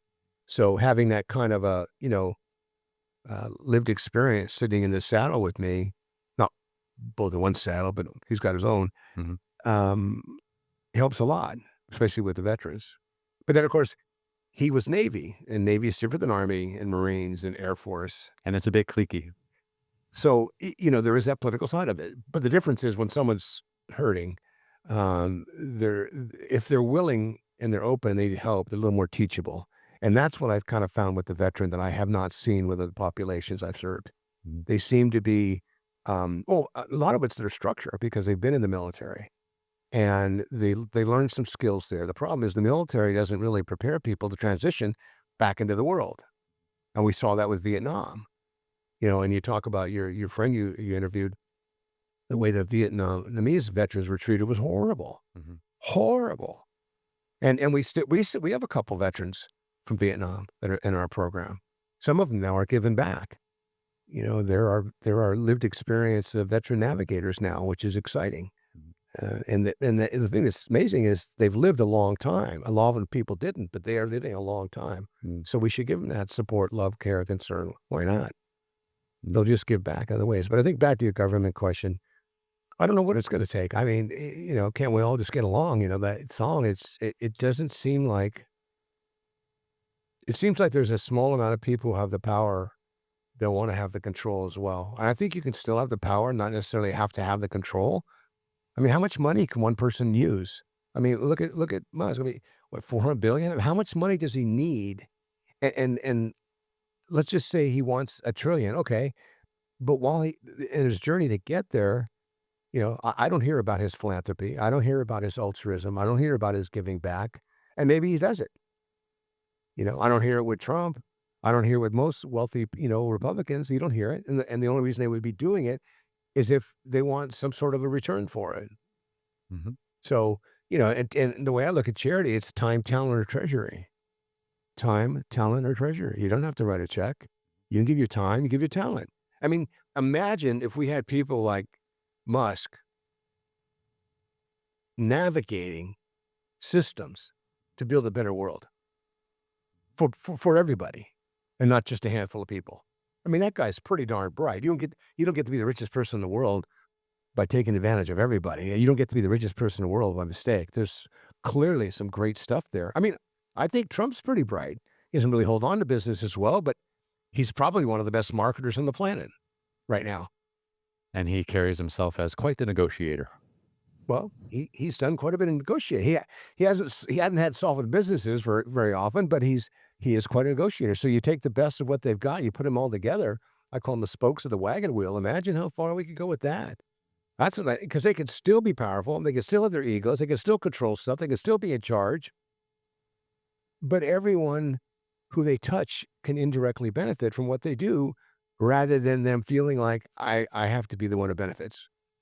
I think it can be a win-win. And I think if we're gonna create systemic change, we're gonna need that because the people that can pull the strings, the people that can make it happen, the people who have the power, and but the problem is they need to be thought leaders too. Yeah, I don't know. I'm kind of my heart is kind of split on charities and nonprofits and stuff like that. And They don't have a lot of skill, by the way, right? A lot of people that lead nonprofits, they don't have a lot of skill. You know how most nonprofit leaders get their job? Let's just say you belong to this group. It's Friday night, and I say to you, Ryan, I need you to lock up tonight. You go, okay. And I don't come back. And that's how you got your job. There are a lot of nonprofit leaders, and especially in faith-based groups, who got their job that way. mhm, So they need this. They need the entrepreneurial business support because they don't know how to run a business per se. I'm a social entrepreneur. It's kind of a unique group, and there's certain skill sets you have to do both. And I believe in a double bottom line, sometimes a triple bottom line. So it's not just making money to make money, but it's making money to put more people to work to help more people. Mhm. And I didn't know this until probably halfway in my nonprofit career. You can make money and be profitable, and that way you can help more people. Yeah, and I think that you've come to that conclusion through decades in the private sector, right? And really having a business head on you, and your parents were entrepreneurs and stuff like that as well. Like, and that line of education and entrepreneurial activity and that understanding how to get things done is really unique. And there's a lot of people jumping into, the nonprofit space that don't have any of that background. And some of them are getting hundreds of millions or billions of dollars from, I just read this the other day, like Mackenzie Bezos or whatever her maiden name is. I can't remember, but Jeff Bezos' ex-wife, right? So they famously got divorced a few years ago. And I read somewhere that she's given away like 20 plus $billion to more than 3,000 nonprofits and charities in the United States to help with a variety. Like she's really just giving her money away and happy to do so. And I think it's great, but because it's her money, she can do what she wants with it. But I'm worried when I see like, wow, 3,000 like nonprofits. She's. I mean, like, how many of those are like actually well run? How many of those leaders of those nonprofits have real life work experience? Like how many of those are really being run well? And there's no way all of them are. Maybe the majority of them are, but like just doing the due diligence on every single one of those investments. Maybe she has a team, but maybe someone in the team has a brother or a cousin, like who's running a nonprofit, and maybe that money gets directed. Like it's such a confusing landscape, and to hear your experience and the way you've come to it is really reassuring, but I think it's the minority. No, it is a small minority. I mean, I knew a major donor in our community, and they gave hundreds of grants away every year. And I was actually hired by this foundation when I left my organization. Called me up. He loved what of my work I'd done. They invested in what we did, and we gave him a strong, recap and performance-based outcome. And he said, I want to hire you for a year. I hear you're out of work. So here's what I want you to do. I want you to go work with nonprofits. Come back to me in a year and tell me what we can do better as a funder. Mm. Very unusual. But the other organization I'm referring to, they gave 400 grants a year away. And we were sitting one day, and we talked. I said, "How do you measure this?" He says, "Well, we don't. Mhm. We're just too concerned about not refunding them." That's crazy, isn't it? Like I keep saying it's crazy, but it is. I've got And I've for got them, it's called. They were the big corporation. It's called marketing, uh and they were concerned that if they cut somebody out. But on the other hand, the problem with that is they weren't able to redirect some of their money to new organizations that might have been more innovative or give more money to the ones that were more effective. So I said, "Look, you have a big stick. Give them a one sheet to perform, and give you some basic information. Don't necessarily hold them accountable, but see how they respond. You keep saying you want to make the people smarter that you give money to. mhm, Well, why not give them tools they need to do that? yeah. And they're not going to change if they don't have to. Mm. I mean, look, how does the governor say we spent $26 billion in 5 years for homelessness, and homelessness has gotten 30% worse? Yeah, but that's what happens when you put the government in charge of solving a problem.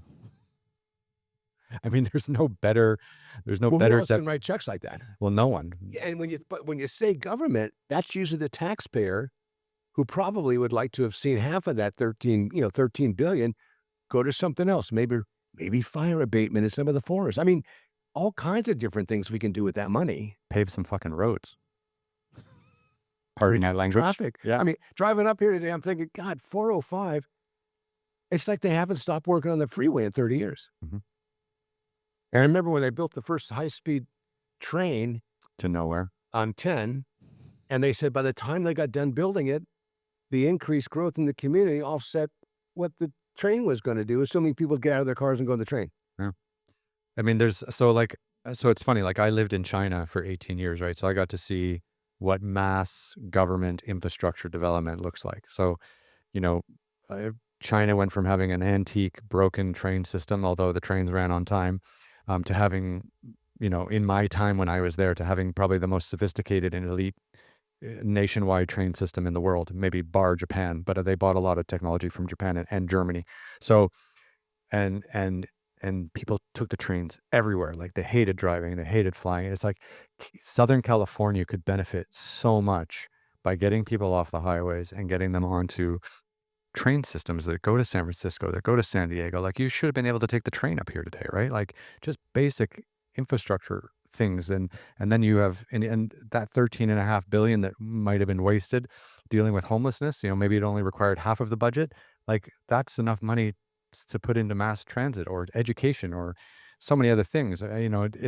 It's ridiculous how much money also gets sent abroad. Like, I think I was reading the other day, like, they're cracking down on US aid and all this stuff, but also too, like, funding wars, like, 200+ billion dollars is going to Ukraine. And versus 30 million, Well, 30 someone's billion. got to look up and go, you know what? We're going to add this up. We'll see what this looks like. Well, someone's doing it now. Well, I don't know if they're doing it now. They're shutting it down, but hopefully they're doing it and figuring out what the numbers are because I don't think anybody knows. Homelessness, they don't. Mhm. Los Angeles spends $1.2 billion. They have no idea where it goes. That's Karen Bass, what she did, I think, the third, fourth month, she said, We're going to do an audit. We need to know where this money's going. Smart move, but get it done. Yeah, And when you get it and done, publicize it. well, and find out, because I'll tell you right now, probably two-thirds of them aren't performing. Mhm. They're just keeping people in the system. Yeah. And, what's even sadder for me, that 26 billion, what it does, it sends a message across the country. Imagine you're a social worker, you're sitting in Boston, it's like 10 below, and then you hear, oh, San Diego, because they've been trying to open this new 1,000-bed facility. I've been all over the media about saying, no, don't. It's a commercial building. It's not good for 1,000 people to live in such a small footprint. It's not healthy, Mhm. let alone where it's located. So, the idea is people across the country are like, let's send our homeless to San Diego and LA. We have 40% of the homeless in the country right here in California. 40%. And every time they open up a new shelter, they get oh, look what we've done. And they do this national press release. And all of a sudden, 800-900 people show up in a week. Well, I've heard that people go around in, like, Chicago and Boston and DC and New York, and in the wintertime, they go around and give homeless people one-way tickets to San Diego. Like, I've heard one-way bus tickets. Well, that's because in those climates, they have to provide a bed for everyone because they'll die out in the weather. So if the beds are full or somebody doesn't want to go inside, they offer that. Yeah. Correct. So they're basically they're busing them in. The busing program for the homeless in California is a bad thing. And every time we say we're going to do this and that, and you give these people, give people no skin in the game, no accountability, and no real path to systemic change. Why should they change? And I heard LA just recently developed a mobile street medical team. So if you're homeless, I don't know if you hang a flag somewhere or you go to certain intersections, you no longer have to go to a clinic now. They come to you Hmm, to provide medical services. that's interesting. So you've got your food coming to you by different charities, rescue missions, things of that nature, and or other volunteer groups or just faith-based groups. And you've got your tent you can live in because someone gave you a tent. And bottom line is, if you don't want to follow the rules, and I get that, that's I don't want to follow those rules, and it's dangerous in the shelters, Mhm. especially for the women and the families and seniors. They're very vulnerable. Yeah. So, my opinion, I don't think we've improved anything around that. We say that we're doing this, we're doing that, but I don't think we're improving it at all. Yeah. Oh, man. Such an enlightening conversation this morning. So, what do I call you? Are you a philanthropist? Are you a nonprofit director? Are you an author? How many hats are you wearing these days? Well, I'm I like to think of myself as a crisis coach, a family navigator, an interventionist. I'm a CEO of an outpatient program or licensed by the state, certified by the state. And I'm a social entrepreneur and an author, a dad, an asshole, father, and a husband, and a guy who is not going to quit no matter what, no matter how many times, you saw my book, Tell Me No, I Dare You, Mhm. and with my new one coming out, You're Not God, I'm hoping to really get some people excited about, wait, what? Mhm. That's what I want in this new title, putting the content together now. So you call me whatever you want. Just call me, 619-993-2738. Just call me. Yeah. Let's talk about it, whatever it is. I mean, obviously, if you want to grow corn in Canada, I can't help you, and I've had a few people approach me and say, now that marijuana is legal, would you help us with marketing? And I'd love to do it, and I'll probably do a great job, but I won't do it. Mhm. It's just not, I think the marijuana that we're growing today is more dangerous than it's ever been. So, but I'm not going to tell somebody not to do something if they don't want to. Well, if it gets them off of Oxy, it's probably a step forward instead of a step backwards. Correct. Under controlled conditions, yeah. I mean, magic mushrooms are coming back now. They're trying to do the same thing with, those hallucinogens to help. And what's that other treatment they give it? Can't remember the name of it, but with mushrooms. Mhm. So, people are trying it, and Obogaine, I think it is. It works for some people, and I think anything that helps somebody get off of something they're dependent on, It's a win. I mean, I didn't like methadone at first, but you know what? It's a great tool. Yeah. Oh, and what I want to share before we go, there's a new drug just got approved by the FDA just the other day. I talked about it Monday. I can't remember the name of it, but you can look it up. It's non-opioid pain medication. Oh, that's nice. Yeah. Without the addictive qualities, hopefully. Correct. Yeah. They don't have longitudinal studies long term, but they've done stomach, abdominal surgeries, and foot surgeries, and it's worked really well.